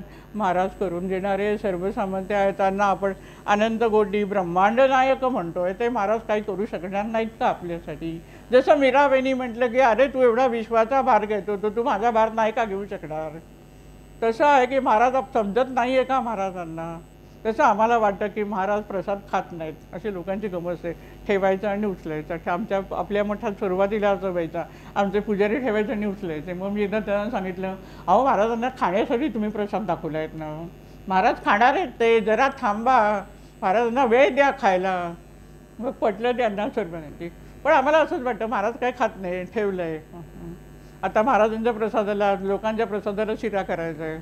एकदा मला एका मैत्रिणीने विचारलं की तुम्ही कुठचं तूप वापरता, आम्हाला तूप द्यायचं आहे. तर म्हटलं आपण घरी जे वापरतो न ते आम्ही मठामध्ये वापरतो. घरात आम्ही शुद्ध तूप वापरतो. मग महाराजांच्या प्रसादासाठी शुद्ध तूप नको वापरायला. पण आमची भक्ती अशी असते की एवढं सार्वजनिक करायचं आहे तर 15 किलोवाला काय साधा डबा मिळतो होलसेलचा, तो आणावा आणि तो करावा. नाही, भक्ती अशी आहे. तर महाराज प्रसाद ग्रहण करतात. महाराज जर तुमची प्रार्थना ऐकतात, हा तुमचा विश्वास म्हणून तुम्ही प्रार्थना करता महाराजांना. मग महाराज तुम्ही दिलेलं जेवण जेवणार नाहीत का? पण आम्ही असे भक्तीत कुठे कुठे कमी पडत असतो आणि ही आपल्याला अशा प्रकारे आपल्याला भक्ती मार्गात पावलं पुढे पुढे जायला नाही. तुम्हाला ज्या रूपात हवं आहे त्या रूपात स्वामी तुमच्या पुढे प्रगट होऊ शकतात. पण लोकांना आणखीन काय काय वेगळे सांगणारे लोक पण समाजात असतात. ते कुटुंब नालासोपाराचं माझ्याकडे नवरा बायको आले होते. त्यांनी सांगितलेली कथा की ते गजानन महाराजांचे निस्सीम भक्त होते. आणि मग आता स्वामी, गजानन महाराज, शिर्डी साईबाबा सगळी एकच रूपं आहेत. आणि म्हणून ते एका स्वामींच्या मठात गेले. तिथल्या पुजाऱ्यांना यांनी सांगितलं, नाही नाही, तुम्ही स्वामींचीच भक्ती करा आणि तुम्ही स्वामींचाच फोटो लावा. या लोकांनी काय करावं, त्यांचा गजानन महाराजांचा फोटो काढला आणि तिथे स्वामींचा फोटो लावला. आणि ही कथा मला नंतर सांगितली. त्यांना काय समस्या होती म्हणून घ्यायला. तेव्हा मी त्यांना म्हटलं, अहो असं करू नका. जर तुमच्या घराण्यामध्ये गजानन महाराजांची उपासना होते तर तुम्ही ते चालू ठेवा. नानांनी पण तेच सांगितलं आहे, तुमचं उपासनेवर कुठलंही असू दे, त्याच्या पाठीमागे श्री स्वामी समर्थांची शक्ती आहे हे तुम्ही जाणा आणि उपासना करा. मी म्हटलं, परत गजानन महाराजांचा फोटो लावा. स्वामींचा फोटो लावला आहे तो लावा, हा पण लावा, पण गजानन महाराजांचा फोटो काढून तिथे स्वामींचा फोटो नाही. भक्ती ही अशी नाही आहे. पण जगात असं घडत राहतं. हे सगळे भ्रम, ही भीती. माणसांच्या मनात भक्ती करताना भीती असते आणि पहिली म्हणजे भीती काढायची आहे. आईची कधी भीती वाटते लहान असताना आपल्याला, आई नीट रस्ता क्रॉस करून नेते की नाही. कधी आलाय मनात, कधी बाळाच्या मनात विचार येतो, आई मला बरोबर जेवायला, आम्हाला आपल्याला शाळेत आपण गेलो, आई आपल्याला वेळेवर डबा करून देत होती, वेळेवर जेवण देत होती. कधी लहानपणी प्रश्न पडला आपल्याला, आपल्याला डबा मिळणार आहे की नाही. तसंच महाराज आहे. महाराजांना गुरु माऊली म्हटलं आहे. त्या माऊली या शब्दात सगळं आलेलं आहे. आणि खरं आहे, आई जेवढं प्रेम करते, पुरुषांनी रागवू नका, पण खरं सांगते, आई जेवढी आपली अपत्यावर प्रेम करते तेवढं प्रेम जगात दुसरं कोणीही, गुरु सोडून दुसरं कोणीही करत नाही. हे सत्य आहे जगाचं. आई स्वतः उपाशी राहून आपल्या मुलांचं पोट भरते. नच ठेवी माय स्वतःसाठी काही, सर्व काही देई पिल्लांसाठी. आपल्या मुलांना आशीर्वाद आई देते. आईचे आशीर्वाद खूप मोठे असतात. आईची प्रचंड तळमळ असते. सगळ्या महिलांना पटेल की आईची प्रचंड तळमळ असते की माझा मुलगा सुखी व्हावा, त्याच्यासाठी धडपड असते. मग गुरुचं तेच आहे. गुरु माऊली म्हटलं आहे स्वामींना. तर स्वामींची धडपड आपल्या सर्वांना सुखी करण्यासाठीच आहे. सुखी व्हावे सारे जन, तेथे राहावे जनार्दन. मग अशी म्हटल्याप्रमाणे कोणत्याही रूपामध्ये स्वामी समर्थ आपल्या भक्ताला दर्शन देतात. कुठच्याही दैवताची तुम्ही भक्ती करा, महाराज तुम्हाला दर्शन देणार, तुमच्यावर कृपा करणार. आता आज 1 डिसेंबर आहे, रविवार आहे, उद्या देवदिवाळी आहे. असा सुमुहूर्त बरोबर 19 वर्षापूर्वी म्हणजे 2005 साली आला होता. रविवार होता, अमावस्या होती, दुसऱ्या दिवशी देवदिवाळी होती, दुसऱ्या दिवशी 2 तारीख होती. रविवार होता, 1 तारीख होती. आपली 1 तारखेची सांघिक प्रार्थना त्या दिवशी होती. त्या दिवशी मठातून 4:30 वाजता आम्ही निघालो. महाराजांच्या मूर्तीचं दर्शन घेत असताना मला असं जाणवलं की महाराज आता बोलणार आणि महाराज संवाद साधतात. जसं प्रत्येकाला वेगवेगळ्या प्रकारे महाराजांची शक्ती भेटत असते. म्हणजे एखाद्याशी स्वामी बोलले म्हणजे तो मोठा आणि एखाद्याशी बोलत नाही म्हणजे तो कमी, असं समजू नका. प्रत्येकाला त्या वेगवेगळ्या पद्धतीत ते संपर्क साधत असतात. संपर्काची माध्यमं जशी वेगळी वेगळी आहेत तसे महाराज आपल्या भक्ताशी वेगवेगळ्या संपर्क साधत असतात, माध्यमातून संपर्क साधत असतात. मी म्हटलं की महाराज आता बोलणार आणि मनात असा विचार आला की महाराज दर्शन देतील. कारण घटना अशी घडत होती की 2000 नंतर, आई गेल्यानंतर 2003 नंतर मी जेव्हा कार्याला सुरुवात केली, त्याच्या आधी बँकेत नोकरी, त्यामुळे काय रजिस्टर, फाईल, अमुक तमुक पडले, PCI, कॅम्प्युटर हे आहे. अशा बाबतीत वावरणारी मी, माझ्याभोवती आपोआप सगळी स्वामींची पुस्तकं. तर असं व्हायचं की स्वामींच्या फोटो पुढे लक्ष गेलं की त्यातून स्वामी बाहेर येतात असं जाणवायचं. सत्य ते सांगते मी तुम्हाला. मी मनात म्हणायची, बापरे महाराज तुम्ही दर्शन देणार. आणि नानांचे संस्कार होते म्हणून मी म्हणायचे की महाराज दर्शनासाठी मी कार्य करत नाही. आणि हे सत्य मी तुम्हाला सांगते की महाराजांनी मला दर्शन द्यावं म्हणून मी स्वामींचं कार्य करते असं नाही. वडिलांनी सुरू केलेलं कार्य आहे म्हणून कर्तव्य कर्म तर आहेच. त्याचबरोबर माझी नितांत श्रद्धा आहे की या कार्याचा विस्तार होणं गरजेचं आहे. आणि त्याचबरोबर महाराजांचा आदेश आहे आणि म्हणून हे कार्य करते. आणि त्याच भावनेने मला ते कार्य करायचं आहे. कोणी महाराजांचं दर्शन घेऊन मी काय करणार. आणि म्हणून प्रत्येक वेळेला ते पुस्तक मी बाजूला सरायचे. आणि ज्या वेळेला वाटलं की महाराजांचा कंठ हलतोय त्यावेळेला म्हटलं मनात की महाराज आता दर्शन देणार. म्हणून महाराजांना पटकन म्हटलं की महाराज तुम्ही दर्शनच देणार असाल तर अनेकांना फायदा होईल असं दर्शन द्या. आता असे विचार का आले? मी कोणी महान नाही, पण महान व्यक्तीच्या विचारात मोठी झाले. वडिलांचे विचार असे असायचे की महाराजांकडे मागताना स्वतःसाठी मागू नका. म्हणून नानांनी आपल्याला जप दिलाय, सकलजन हिताय श्री स्वामी समर्थाय नमो नमो नमः. तुम्ही लोकांसाठी मागा, महाराज आपोआप तुमची काळजी घेतात. आणि हाच विचार मनात बालपणापासून असल्यामुळे आपोआप महाराजांना म्हटलं की महाराज मला एकटीला दर्शन घेऊन नको आहे, अनेकांना दर्शन मी तसंच दर्शन द्या. विसरले. त्यावेळेला योगी रूपातले स्वामी डोळ्यासमोर आले, कैलास पर्वत डोळ्यासमोर आला आणि योगी रूपात स्वामी मला तिथे भास झाला. मी म्हणत नाही की मला साक्षात दिसले, माझा तसा प्रयत्न पण नाही, माझा हट्ट पण नाही. गाडीत बसले, यजमानांना काही बोलले नाही की मला अशा गोष्टी दिसत नाही. मी पूर्ण विसरून गेले आपल्या मनाचे हे विचार. असं समजून प्रार्थनाच्या ठिकाणी येऊन बसले. पुण्याहून आलो, डायरेक्ट हॉलवरच आले. 20 वर्षापूर्वीची 25 वर्ष 24 वर्षापूर्वी 19 वर्षापूर्वीची गोष्ट. तरुणवय होतं, त्यामुळे प्रवासामधून येऊन सुद्धा बसायला काही वाटत नव्हतं. उत्साहात होते, जास्तच उत्साह, प्रचंड उत्साहच वाटत होता. बोलायला उभी राहिले आणि अशा अधिकारात बोलत राहिले की मला स्वतःला मधून जाणवतंय की आज मी एवढी अधिकारात का बोलते, आज मी एवढी अधिकारात का बोलते, परत अधिकारात बोलते. अशी गंमत सुरू राहिली प्रवचनभर. प्रवचन झालं, सगळं झालं, कार्यक्रम आटोपला. मग आता असे जे हार, फुलं, पेढे, स्वामींचे फोटो न्यायचे, सगळं हे सगळं सामान घेऊन जायचं होतं. आमच्याच बिल्डिंगमध्ये ज्या जन्नी बहिणी राहायच्या त्यांच्याकडे सकाळी चावी दिली होती की आईच्या घरी हे सगळं सामान, आईचं जे घर होतं त्या घरामध्ये प्रार्थनेचं सामान जायचं.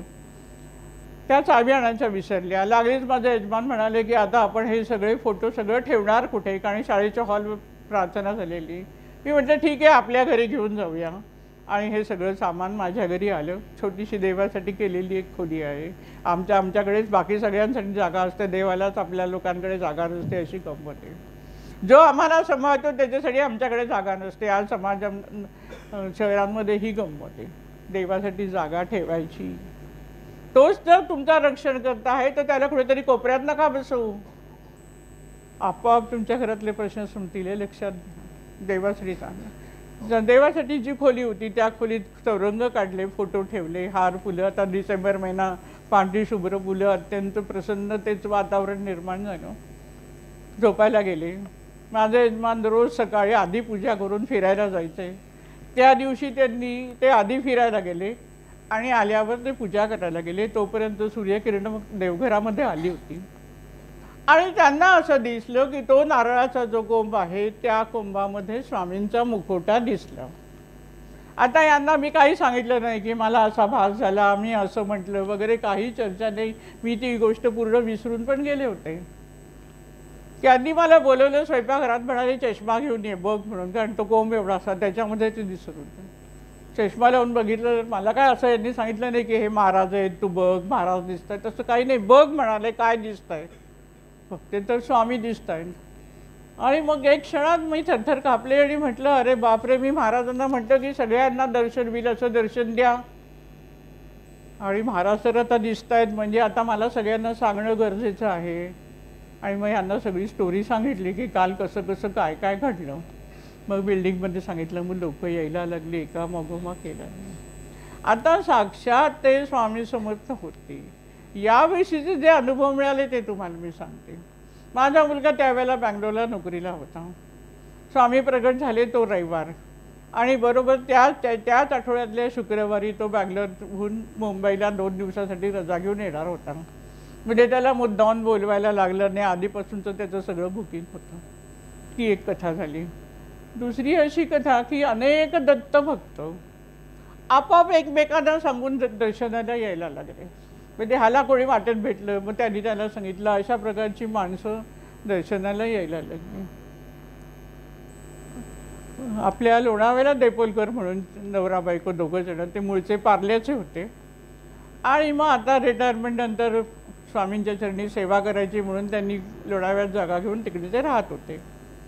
ते दोघं जण पण दर्शनाला आले आता दर्शनाला येणाऱ्या लोकांना लांबून येणारी लोक होती, मुंबईहून नाला, सोपारा, विरार तिकडनं पासून लोक यायची. मग काहीतरी द्यायला पाहिजे म्हणून मी मसाला दूध करून ठेवायचे. या देपलकर नवरा बायकोंना पण मी दूध दिलं. त्या कॅटरिंगचा व्यवसाय करायच्या मुंबईत असताना. त्यांनी मला विचारलं की तू सगळ्यांना दूध देते का? मी म्हटलं हो. म्हणाले आता मला स्वप्नाचा अर्थ कळला. म्हटलं म्हणजे काय? म्हणाले अगं माझ्या स्वप्नामध्ये नानी आल्या आणि नानी म्हणाले अहो देपुलकर बहिणी तुम्ही काय झोपून राहिल्या आहात? एवढं मसाला दूध करायचं, एवढी लोक येत आहेत, उठा आता हे पातेलं घ्या. आणि म्हणाले एवढं मोठं पातेलं नानींनी मला स्वप्नात दाखवलं. आता मला अर्थ कळला. मी मनात म्हटलं तुम्हाला अर्थ कळला आणि मला अर्थ कळला, हे सगळं बघतायत आणि हे साक्षात स्वामी आहेत. बरोबर आहे. म्हणून तर त्यांना स्वप्नदृष्टांत झाला की इथे एवढी लोक दर्शन आहेत. आता दत्तभक्तावरून कसं सांगते, माझ्या यजमानांचं जे ऑफिसमधले एक मित्र होते, त्यांचे आणखीन दुसरे मित्र होते कल्याणचे. ते जे मित्र होते ते अहमदाबादला का कुठेतरी नगरला राहायला गेले होते. आणि हा जो त्यांचा कल्याणचा मित्र होता त्याने त्याला सांगितलं आपण ठाण्याला अमुक ठिकाणी भेटूया, अशी त्यांची भेट होणार होती. तो मित्र यांचा खास जवळचा मित्र नव्हता, फक्त ओळखीचा होता. कल्याणचा मित्र आलाच नाही. म्हणून हा लांबून आलेला जो मित्र होता त्यांनी विचार केला की दातेचं घर जवळ आहे, आता दातेकडे जाऊया. आणि म्हणून तो आला आणि तो निष्ठावंत स्वामी भक्त होता. महाराजांनी खेचून आणलं. बरोबर आहे. हा एक होणार. आता दुसरं मी जे म्हणते ते की स्वामींच्या पुढे लोक दर्शनाला जी यायची ते काय घेऊन यायची. काही लोक नारळ ठेवून गेलेत आणि 15-20 मिनिटात असं घडायचं की त्या नारळ आपण नारळ जो होतो त्यावेळेला त्याला तडा गेला तो आडवा जातो. पण काही नारळ असे होते की त्याच्यावर उभा आणि आडवा असा तडा जायचा 15 ते 20 मिनिटांनी आणि त्यातून घाण पाणी यायचं. म्हणजे काय तर त्या लोकांच्या समस्या महाराजांनी घेतल्या स्वतःवर. दर्शनाने समस्या सुटायचं कामही महाराजांनी तिथे करून घेतला असा त्याचा अर्थ आहे. आता दुसरी जी एक कथा आहे त्याच्यामध्ये म्हणते की आता शुक्रवारी मुलगा रात्री माझ्याकडे आला, घरी आला. शनिवार, रविवार, सोमवार आणि मंगळवारी सकाळी तो परत बँगलोरला जाणार होता. मी असा विचार केला की आता हा 2 दिवसाच्या रजेसाठी आला आहे, तर आता आपल्याला स्तवनाचा कार्यक्रम करायचा आहे. म्हणजे आपण जो करतो की 28 वेळा अशी 7 मंडळं करायची. तो कार्यक्रम हा बँगलोरला जाईल, त्या दिवशी आपण नंतर करू. हा सकाळी 9 वाजता जाईल आणि मग आपण 10:30चा कार्यक्रम करून मी त्याप्रमाणे मंगळवारी कार्यक्रम ठेवला. शनिवार रविवार मी गडबडीत सारखी बाहेर माणसं येत होती. म्हणजे माझ्या यजमानाने त्याला जेवायला वाढायचं वगैरे काय सगळं 2 दिवस तेच बघत होते. सोमवारी रात्री माझा मुलगा मला म्हणाला की आई तू 2 दिवस सारखी बाहेर आहेस, तू आत्तानं मला जेवायला वाढायला तू ये, बाबा तोवर बाहेर बसतील. आणि म्हणून मी आतमध्ये गेले. त्याला जेवायला वाढायचं, उद्या सकाळी हा जाणार आहे. जेवायला वाढताना मनात विचार आला की अरे मी चूक नाही करत आहे ना, हा उद्या जाणार आणि आपण स्तवनाचा कार्यक्रम नंतर करणार, आपण चूक तर नाही केली ना. याला सांगूया का की नको जाऊ तू उद्या, परवा जा, तिकीट कॅन्सल कर. पण परत मनात विचारायला नाही नानांना असं आवडणार नाही. जे कर्तव्य आहे ते पार पडायचं असतं. ड्युटीवर जर सांगितलं आहे की मी येणार आहे तर आपण ड्युटीवर जायचंच. हा पण भक्ती मार्गातला महत्त्वाची गोष्ट आहे. समजा तुम्ही आपल्या कर्तव्याचं पालन आपण सातत्याने करत राहतोय. जिथे आपण नोकरी करतोय, जिथून आपण पगार घेतोय, तिथे पण आपण तेवढंच काटेकोरपणे वागलं पाहिजे. भक्ती मार्गात पण वागायचं आणि व्यवहारात पण वागायचं. नानांना हे आवडणार नाही आणि म्हणून मी त्याला काही बोलले नाही की तू तिकीट कॅन्सल कर आणि थांब.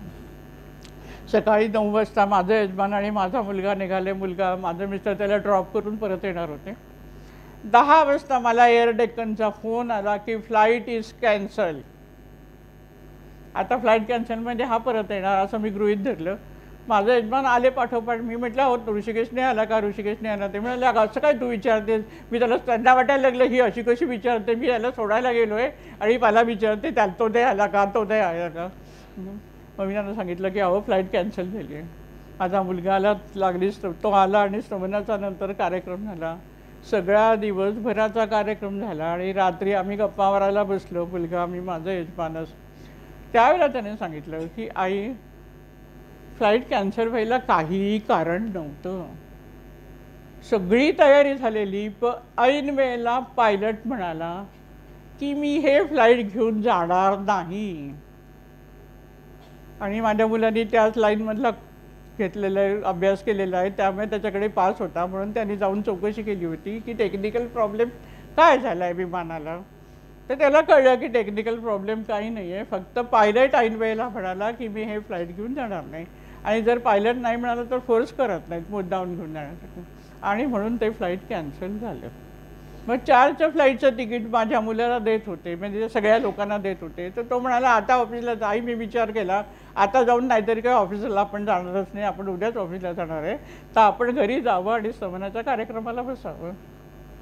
महाराज का आता साक्षात स्वामी समर्थ होते. हाच या सगळ्या अनुभवातून आपण आपल्याला हेच जाणायचं आहे की साक्षात श्री स्वामी समर्थ अशा पद्धतीने जे प्रगट झाले. त्याला आज 19 वर्ष बरोबर होत आहे. बरोबर रविवार झालेला आहे. आता 2 तारखेला प्रगट झाले. दिवाळी बरोबर दुसऱ्या दिवशी येते. आपली सांघिक प्रार्थना 1 तारखेची, 1 रविवार यावा. आज सकाळी आज मनामध्ये जाताना विचार आला की अरे आज हा शुभ दिवस बरोबर योग पण म्हणजे दिवस पण तोच आला आहे, बरोबर रविवार येतो आहे. 1 तारखेला 2 तारखेला श्री स्वामी समर्थ प्रगट. आता कलश पूजेमध्ये स्वामी समर्थ माझ्या घरामध्ये प्रगट झाले. कशासाठी झाले हे जाणायचं. हे काय आपले स्वामी प्रगट झाले म्हणजे काहीतरी महत्त्वाचं नाही. स्वामींना काय दाखवायचं आहे त्याच्यात, असा मी विचार केला त्याच्यावर. तर नानांनी जी कलशपूजेची उपासना दिली आहे त्या उपासनेचा प्रसार समाजामध्ये कर असा संकेत श्री स्वामी समर्थांनी मला दिला असं मी जाणते. आणि खरोखरच हा अनुभव घेतला आहे की ज्यांना ज्यांना स्वामींचं स्तवन, कलशपूजा आणि अग्निपूजा या 3 पूजा ज्या घरामध्ये होत आहेत त्या त्या घरातले प्रश्न सहज लीलया सुटत जात आहेत असे लोक येऊन सांगतात. एवढं त्या कलशदानाने दिलेल्या 3 उपासना ज्या आहेत त्या एवढ्या महत्त्वाच्या आहे. आता मागाशी सांगितल्याप्रमाणे सदाचरण जय संतांनी सांगितले, ज्या सद्गुरूंनी सगळ्यांनी सांगितले की आपल्या हातून सत्कर्माचा यज्ञ घडला पाहिजे. सत्कर्म योगे वय घालवावे, सर्वामुखी मंगल बोलवावे. सगळ्यांनाच त्याविषयी चांगलं बोला आणि सगळ्यांच्या मुखातून मंगलमय शब्द बाहेर येतील अशा प्रकारचा प्रसार आपल्याकडून झाला पाहिजे. आणि मंगलमय विचार केव्हा होणार आहे, जेव्हा सर्वजण सुखी होणार आहे, जेव्हा सर्वजण जाणणार आहेत की आपल्याला सन्मार्गानेच जायचं आहे. एक सांगणे तुम्हा पुन्हा पुन्हाच सांगणे, सुमार्ग सोडून तुम्ही कधी न चालणे. जायचं आहे तर सदैव चांगल्या, आपण कुठे चुकत नाही ना ह्याची आपण चुकणार, आपण सर्वसामान्य आहोत. त्यामुळे आपल्या हातून कधीतरी चुका होऊ शकतात, पण आपण कुठे चुकतोय ह्याचा अभ्यास आपल्याला करून आपल्याला त्याप्रमाणे आपली प्रगती करून घ्यायची आहे. लक्षात घ्या, आपण प्रगती मार्गावर जायचं आहे. भक्तीच्या मार्गावर चालताना आपली आध्यात्मिक प्रगती ही आपल्याला करायची आहे आणि आपल्याबरोबर इतरांना घेऊन जायचं आहे. भगवद्गीतेत श्रीकृष्णाने अर्जुनाला काय सांगितलं आहे? भगवद्गीतेतल्या 3ऱ्या अध्यायामध्ये साधारणपणे 20 किंवा 21वी हे असेल. त्याच्यात श्रीकृष्णाला अर्जुन काय सांगतो आहे की तू हे युद्ध सोडून जाऊ नाही शकत आहे. लोकांपुढे तुझा आदर्श आहे. तू जे करणार ते लोक फॉलो करणार. तू जर अशा रणांगणातून पळून गेला तर लोक पण समजतील असंच पळून जायचं असतं, घाबरायचं असतं. त्यामुळे तुझ्यावर फार मोठी जबाबदारी आहे. समाजापुढे तू आदर्श ठेवायचा आहेस आणि म्हणून तू कर्तव्य सोडून पडायचं नाही. तसं आपण जर भक्ती मार्गामध्ये आहोत आणि आपण स्वामी समर्थ परिवाराचं काम करतोय, आपण स्वामींचे भक्त आहोत, तर आपली जबाबदारी आहे की आपण आपली स्वतःची डेव्हलपमेंट विचारांच्या दृष्टिकोनातून आपल्या वैचारिकदृष्ट्या आपण आपली प्रगती करून घ्यायची आहे. लोकांना आपल्याविषयी आदर वाटला पाहिजे. अरे हो, खरंच हा निष्ठावंत स्वामी भक्त आहे, नुसती पारायण करतोय म्हणजे स्वामी भक्त आहे म्हणू नका. 1000 प्रदक्षिणा घातल्या, एवढ्या हजारो यात्रा केल्या, पण तुमचं जे म्हटलेलं आहे त्याप्रमाणे जर तुम्हाला अंतःकरण शुद्ध झालं नाही तर काही उपयोग नाही. गंगेच्या पाण्यात मासे आहेत, मग त्यांना फार मोठं संत म्हणायला पाहिजे ना, कारण ते अख्खे अखंड गंगेच्या पाण्यातच असतात असं कबीरांनी म्हटलं आहे, मी नाही म्हणत आहे. असं आहे म्हणून आपण बाह्य गोष्टींचाच विचार करतो की एवढं केलं एवढं केलं एवढं केलं म्हणजे कोणीतरी महान झालं नाही. तुमचं अंतःकरण शुद्धीकडे लक्ष, भक्तिमार्गात पहिलं पाऊल आपल्या अंतःकरण शुद्धीकडे द्यायचं आहे. दुसऱ्याला काहीतरी जास्त मिळालं म्हणून आपल्याला वाईट नाही वाटतं का? मग त्या दुसऱ्याच्या आनंदात आनंद मानता नानांनी सांगताना हेच सांगितलं आहे, दुसऱ्याच्या सुखाने सुखी होणं आणि दुसऱ्याच्या दुःखाने दुःखी होणं म्हणजेच खरी ईश्वराची सेवा, असं नाना नेहमी सांगायचे. दुसऱ्याच्या आनंदात तुम्हाला आनंदच वाटला पाहिजे. तर जेव्हा तुम्हाला दुसऱ्याच्या सुखामध्ये आणि त्याला मिळालेल्या यशामध्ये आनंद वाटतो, त्याच वेळेला तुमचं हृदय आणि तुमचं मन शुद्ध होतोय. लक्षात ठेवा. विचार करून बघा, त्या मार्गाने जाण्याचा प्रयत्न करा, तुम्हाला खूप आनंद मिळेल त्याच्यामध्ये. पण आपला हा विचार येणं खूप कठीण असतं माणसाला, पण त्याच पद्धतीने आपल्याला घडवायचं असं महाराजांची ही तळमळ आहे, सुखी व्हावे सारे जन. त्याच्यासाठी हा ईश्वर साक्षात परमेश्वर या पृथ्वी तलावर. आपण भाग्यवान की भारत देशामध्ये आणि त्यातून आपल्या महाराष्ट्रामध्ये श्री स्वामी समर्थ येऊन राहिले आणि त्या महाराजांची भक्ती कसं गुणरूपात अक्कलकोटला राहिले. इथे मुंबईत पण स्वामी 25 वर्ष होते. परवाच विषय निघाला त्याच्यावरून सांगते की आता हे जे सिद्धिविनायक मंदिर आहे, त्या सिद्धिविनायकाच्या मंदिरामागे जी काय प्रचंड शक्ती आहे ती महाराज श्री स्वामी समर्थांची आहे. ही सत्य घटना आहे. महाराजांचा एक निष्ठावंत भक्त तिथे राहत होता. तो गणेश भक्त पण होता आणि त्याला महाराजांनी आशीर्वाद दिलेला होता आणि त्यामुळे हे वैभव त्या मंदिराला प्राप्त झाले. महालक्ष्मीच्या मंदिराची कथा ही तीच आहे. तिथेही स्वामी समर्थ राहिले होते आणि तिथे असलेला जो साधक होता त्याला महाराजांनी आशीर्वाद दिला होता.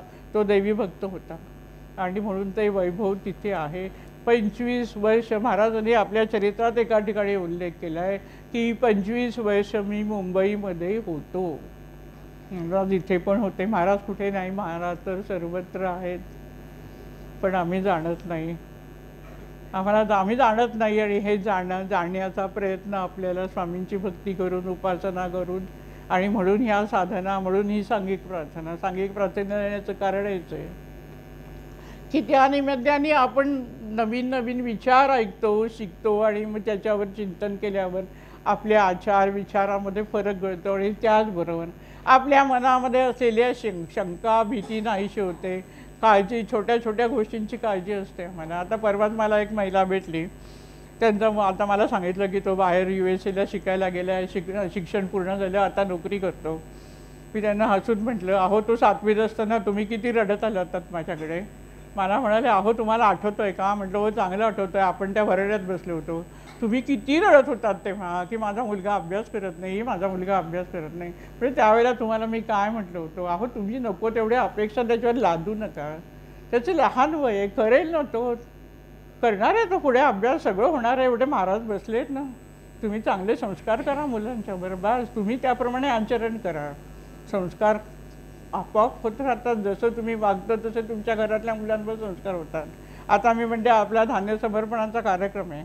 आता याच्या पाठीमागे काय उद्देश आहे? घरामध्ये जेव्हा आपली आई अशा प्रकारे गहू किंवा तांदूळ देवापुढे काढून ठेवते आणि त्याचं समर्पण करते, हे बालपणापासून जी मुलं घरातली बघतात त्यांना समजतं की असं अर्पण करायचं असतं. आपोआप संस्कार घडतात ना मुलांच्यावर, आपल्या कृतीतून मुलांच्यावर संस्कार होतात. तो मुलगा पुढे मोठेपणे अभ्यास करेल. त्यांना खूप समजवलं. मला अजून डोळ्यासमोर ती महिला उभी राहते की किती रडत होती. आणि काल तेवढ्याच माझ्या आनंदाने मला सांगितलं, लागलीच व्हिडिओ लावला. आता दुपारची वेळ होती एकची. म्हटलं आता कुठे मध्यरात्र त्याची असेल, कुठे तुम्ही दाखवताय? म्हणाल नाही नाही तो जागा असेल, तुम्हाला दाखवते त्याचा फोटो वगैरे. म्हणते आता सुटतात प्रश्न. आत्तापासून एवढं काळजी करून देता. आता मध्ये असंच एक 12वीला तो मुलगा आत्ता 11वीला आहे. त्याला 12वीची परीक्षा द्यायची, ते तो 2 वर्षांनी देणार आहे. बरोबर आहे, तुम्ही सगळ्यांनीच विचार करा. 2 वर्षांनी तो परीक्षा देणार आहे. आज तो त्याचं जे वय आहे आणि आत्ता त्याच्या बुद्धी आकलन करण्याची जी मेंदूची ब्रेनची क्षमता आहे, याच्या 2 वर्षाचं अंतर आहे ना. मग आत्ताच तुम्ही त्याच्याकडून त्या 12वीच्या अभ्यासाच्या परीक्षा 11वीतच सुरू होतात. पहिल्या 3 महिन्यातच ती 12वीची फायनलला जी परीक्षा द्यायची, त्यातला काही पोर्शन पहिल्या 3 महिन्यात तो मुलगा 11वीत असतानाच त्याला द्यायचं. तर त्याला कमी मार्क मिळाले तर आईवडील रडत आले, म्हणाले अभ्यासच करत नाही. अहो त्याला किती कमी मार्क मिळालेत. म्हटलं अहो त्याचा विचार करा, त्याला ही परीक्षा अजून 2 वर्षांनी द्यायची आहे आणि तोच अभ्यास तुम्ही त्याला आत्ता करायला लावताय. तो त्याला किती झेपू शकेल? तुम्ही प्रेशराईज करू नका. पण माणसांना असं वाटतं नाही नाही कसं होणार, 12वीची कुठे ते शिकले ते. घाबरून जाऊ नका. सगळ्या दृष्टीने विचार करा, मुलांच्या वयाचा विचार करा, त्यांच्या आकलनशक्तीचा विचार करा. पण माणसांना भीती, आईला भीती, कसं होणार म्हटलं. जसं त्या महिलेची आठवण आली म्हणून तुम्हाला सांगितलं, इतकी आनंदी होती की आपला मुलगा व्यवस्थित सेटल झाला. महाराजांचं करत राहा, महाराजांचं पूर्ण लक्ष आहे. जो प्रेझेंट टेन्स आहे ते तो काळजीने खराब करू नका. त्याच्यामध्ये नव्यान चांगल्या गोष्टीची निर्मिती करा. चांगल्या गोष्टी शिकून घ्या. आपल्याप्रमाणे मुलांचं संगोपन करा आणि मुख्य महाराजांवर पूर्ण विश्वास ठेवा. आणि जे सांगितलं की नानांच्या विचाराचा जोच विचार नानांनी पुस्तकं वाचा तुम्ही. खूप महान तत्त्वज्ञान आहे. एकदा वाचून कळणार नाही, दोनदा वाचून कळणार नाही. मी तर असं म्हणते की प्रत्येक वेळा नवीन अर्थ तुम्हाला त्या शब्दाचे लागत जातील. एवढी ग्रंथसंपदा आपल्याजवळ आहे, त्याचं वाचन करा आणि त्या विचारांचा समाजामध्ये प्रसार व्हावा. कारण महाराजांची इच्छा ही आहे, सकलजन हिताय श्री स्वामी समर्थाय नमो नमो नमः. सुखी व्हावे सारेजन. नानांना आदेश श्री स्वामी समर्थांनी त्याच कार्यासाठी दिला की सगळ्यांना सुखी करण्यासाठी माझं कार्य कर. आपल्या नानांना साक्षात श्री स्वामी समर्थांनी सगळं रूपाचं दर्शन दिलं आहे. अशा महान नानांकडून आपल्याला महान तत्त्वज्ञान मिळालं आहे, विचार मिळालेले आहेत. एवढे भाग्यवंत आपण काय उदासीनता दाखवायची. सोडून द्या उदास विचार. आहेत, आयुष्य आहे, संकट आहे, सगळं आहे.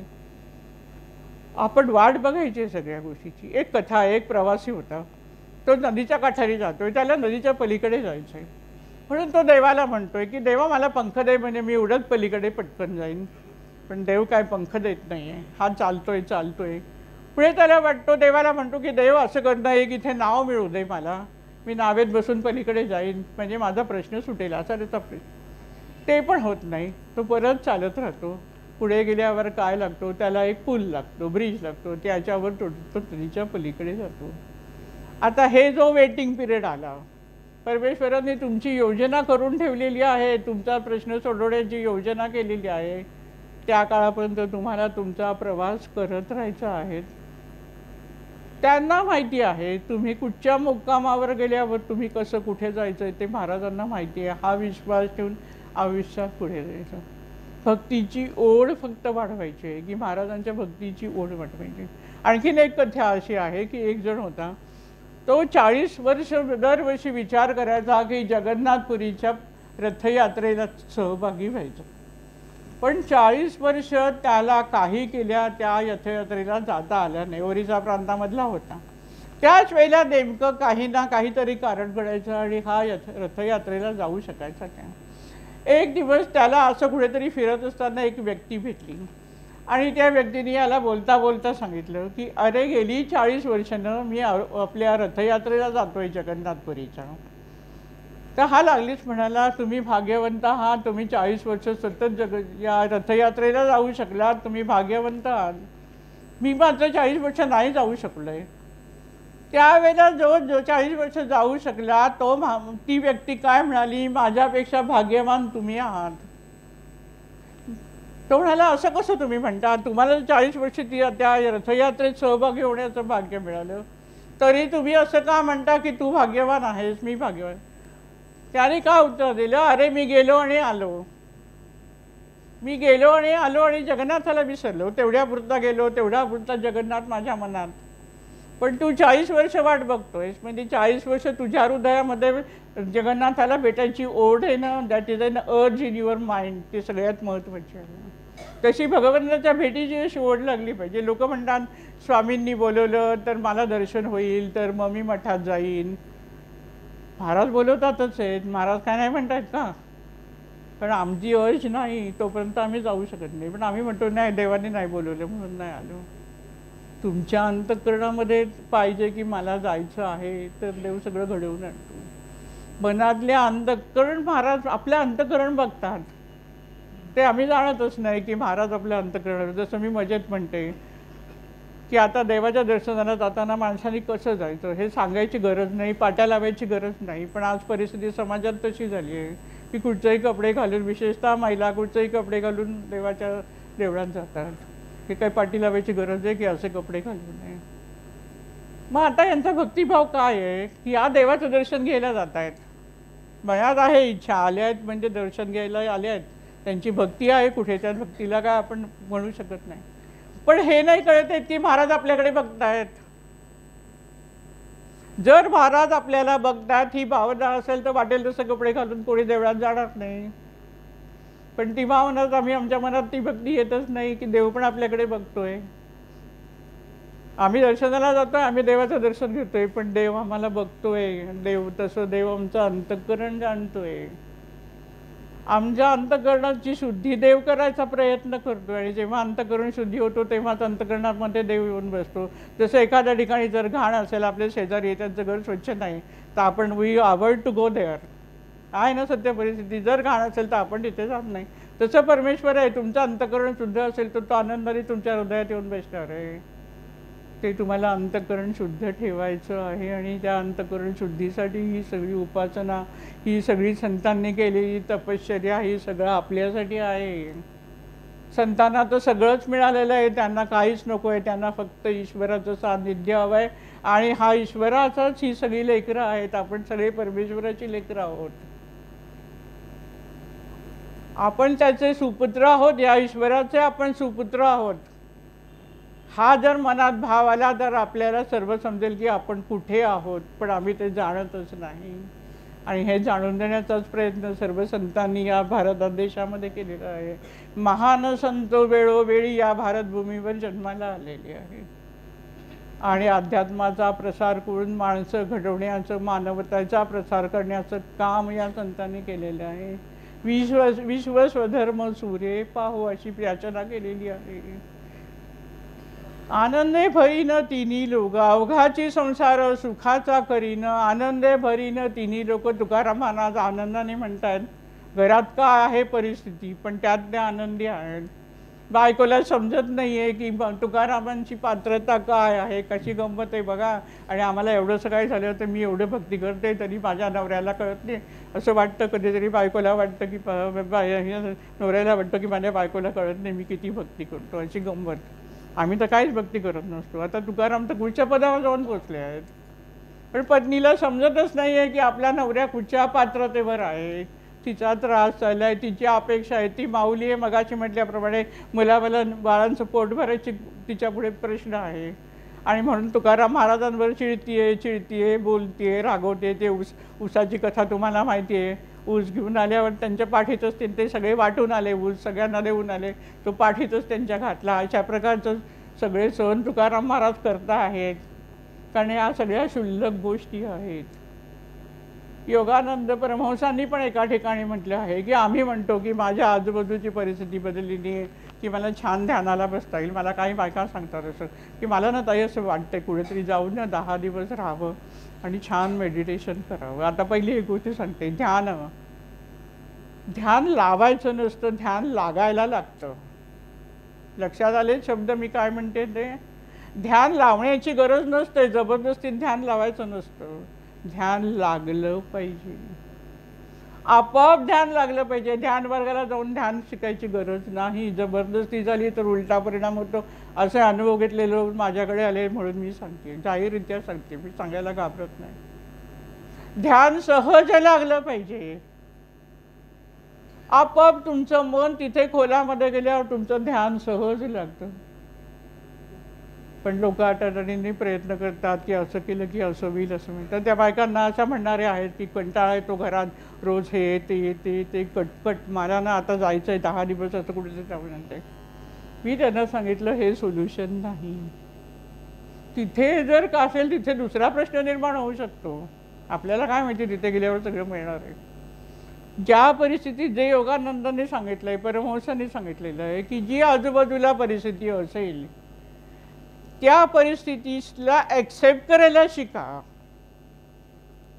हेच आहे आपली सर्व. आपल्या आजूबाजूला जी मंडळी आहेत, मग नातेवाईक असू देत, मित्रमंडळी असू दे, शेजारी पाजूर असू दे, आपला अनेक जन्माशी त्यांचा काहीतरी संबंध आहे. जर त्यांच्यापासून त्रास आहे तर तो आपला काहीतरी झालेला आहे म्हणून आहे. चांगले संबंध आहे तर आपले चांगले रिलेशन झाले म्हणून डेव्हलपमेंट आहे. ही जी परिस्थिती आहे त्या परिस्थितीचा आडकाठी तुमच्या ध्यानामध्ये तुम्ही येऊ देऊ, उपासनेमध्ये येऊ देऊ नका. You just try to forget the surrounding things. काय होतंय ते होऊ दे. जसं तुकारामाने गेलं की बायको चिडते चिडते मारते बोलते काय करते ते करू, यांचं विठ्ठलाचं ध्यान सुचलं नाही आहे. या पात्रतेचं ध्यान हे ध्येय आपल्याला डोळ्यासमोर ठेवायचं. आपण एवढ्या उंचीपर्यंत नाही जाऊ शकणार आहे या जन्मात, पण आपल्याला हा प्रयत्न करायचा आहे. एवढं दुःख भोगून अरे माझी पात्रता एवढी मोठी आहे, तुकाराम महाराज जाणत नाही, मानत नाही आहेत म्हणून त्यांना दुःख नाही होत आहे, लक्षात घ्या. पण आम्हाला थोडंसं काही झालं किंवा आम्ही एवढा आहे आणि तरी पण माझ्या बायकोला माझी किंमत कळत नाही किंवा बायकोला वाटतं मुलांना कळत नाही मी कोण आहे, ते अशा प्रकारचे दुःख समाजात का आहेत? कारण आम्ही नको तेवढे स्वतःला मोठे समजतो. आहे त्या परिस्थितीमध्ये समाधानाने जाऊन साधना करणं ही खरी साधना, ही खरी तपश्चर्या. चांगलं सराउंडिंग बघायचं आणि मग बसायचं, त्याला अर्थ नाही. स्ट्रगल आहे, समस्या आहे, का आहे, काही पण असू दे, तो परमेश्वर आहे, त्याने मला इथे ठेवलं आहे, त्याने या स्थानावर मला सांगितलं आहे करायचं, ध्यान करायचं, चला करा, उपासना करा.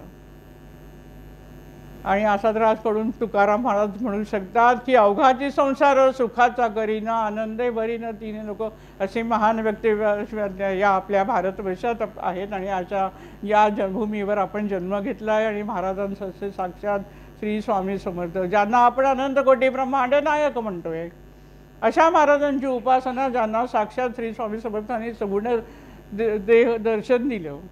समाधिस्थ झाल्यानंतर 80-90 वर्षांनी महाराजांनी नानांना दर्शन दिलं. हा एवढा मोठा चमत्कार आहे. आता महाराजांनी नानांनाच का निवडलं? खरं म्हटलं he has a multiple choice. स्वामी कोणालाही देऊ शकत होते ना शक्ती, अनंत लोक होती त्यांच्याकडे, अनेकांना ते कोणालाही सांगू शकले, पण त्यांनी महाराजांनाच निवडलं. याच्यात नानांचं मोठेपण जाणायचं आहे. कितीतरी चॉईस होता स्वामींना, त्यांना काय आहे ते अनंत कोटी ब्रह्मांड नायक आहे, त्यांना काय कमी आहे. पण त्या सगळ्या याच्यामध्ये या काळामध्ये श्री स्वामी समर्थांनी नानांना शोधलं आणि नानांवर कार्याची धुरा दिली. आणि या अशा नानांच्या सहवासात आपण सर्व आलो आहे, याच्यापेक्षा आणखीन भाग्य काय पाहिजे. आणि म्हणून ध्येय जरा आनंदे भरीन तिन्ही लोक, सद्गुरू श्री स्वामी समर्थ. स्वामीं तव शरणं, स्वामीं तव शरणं, स्वामीं तव शरणं.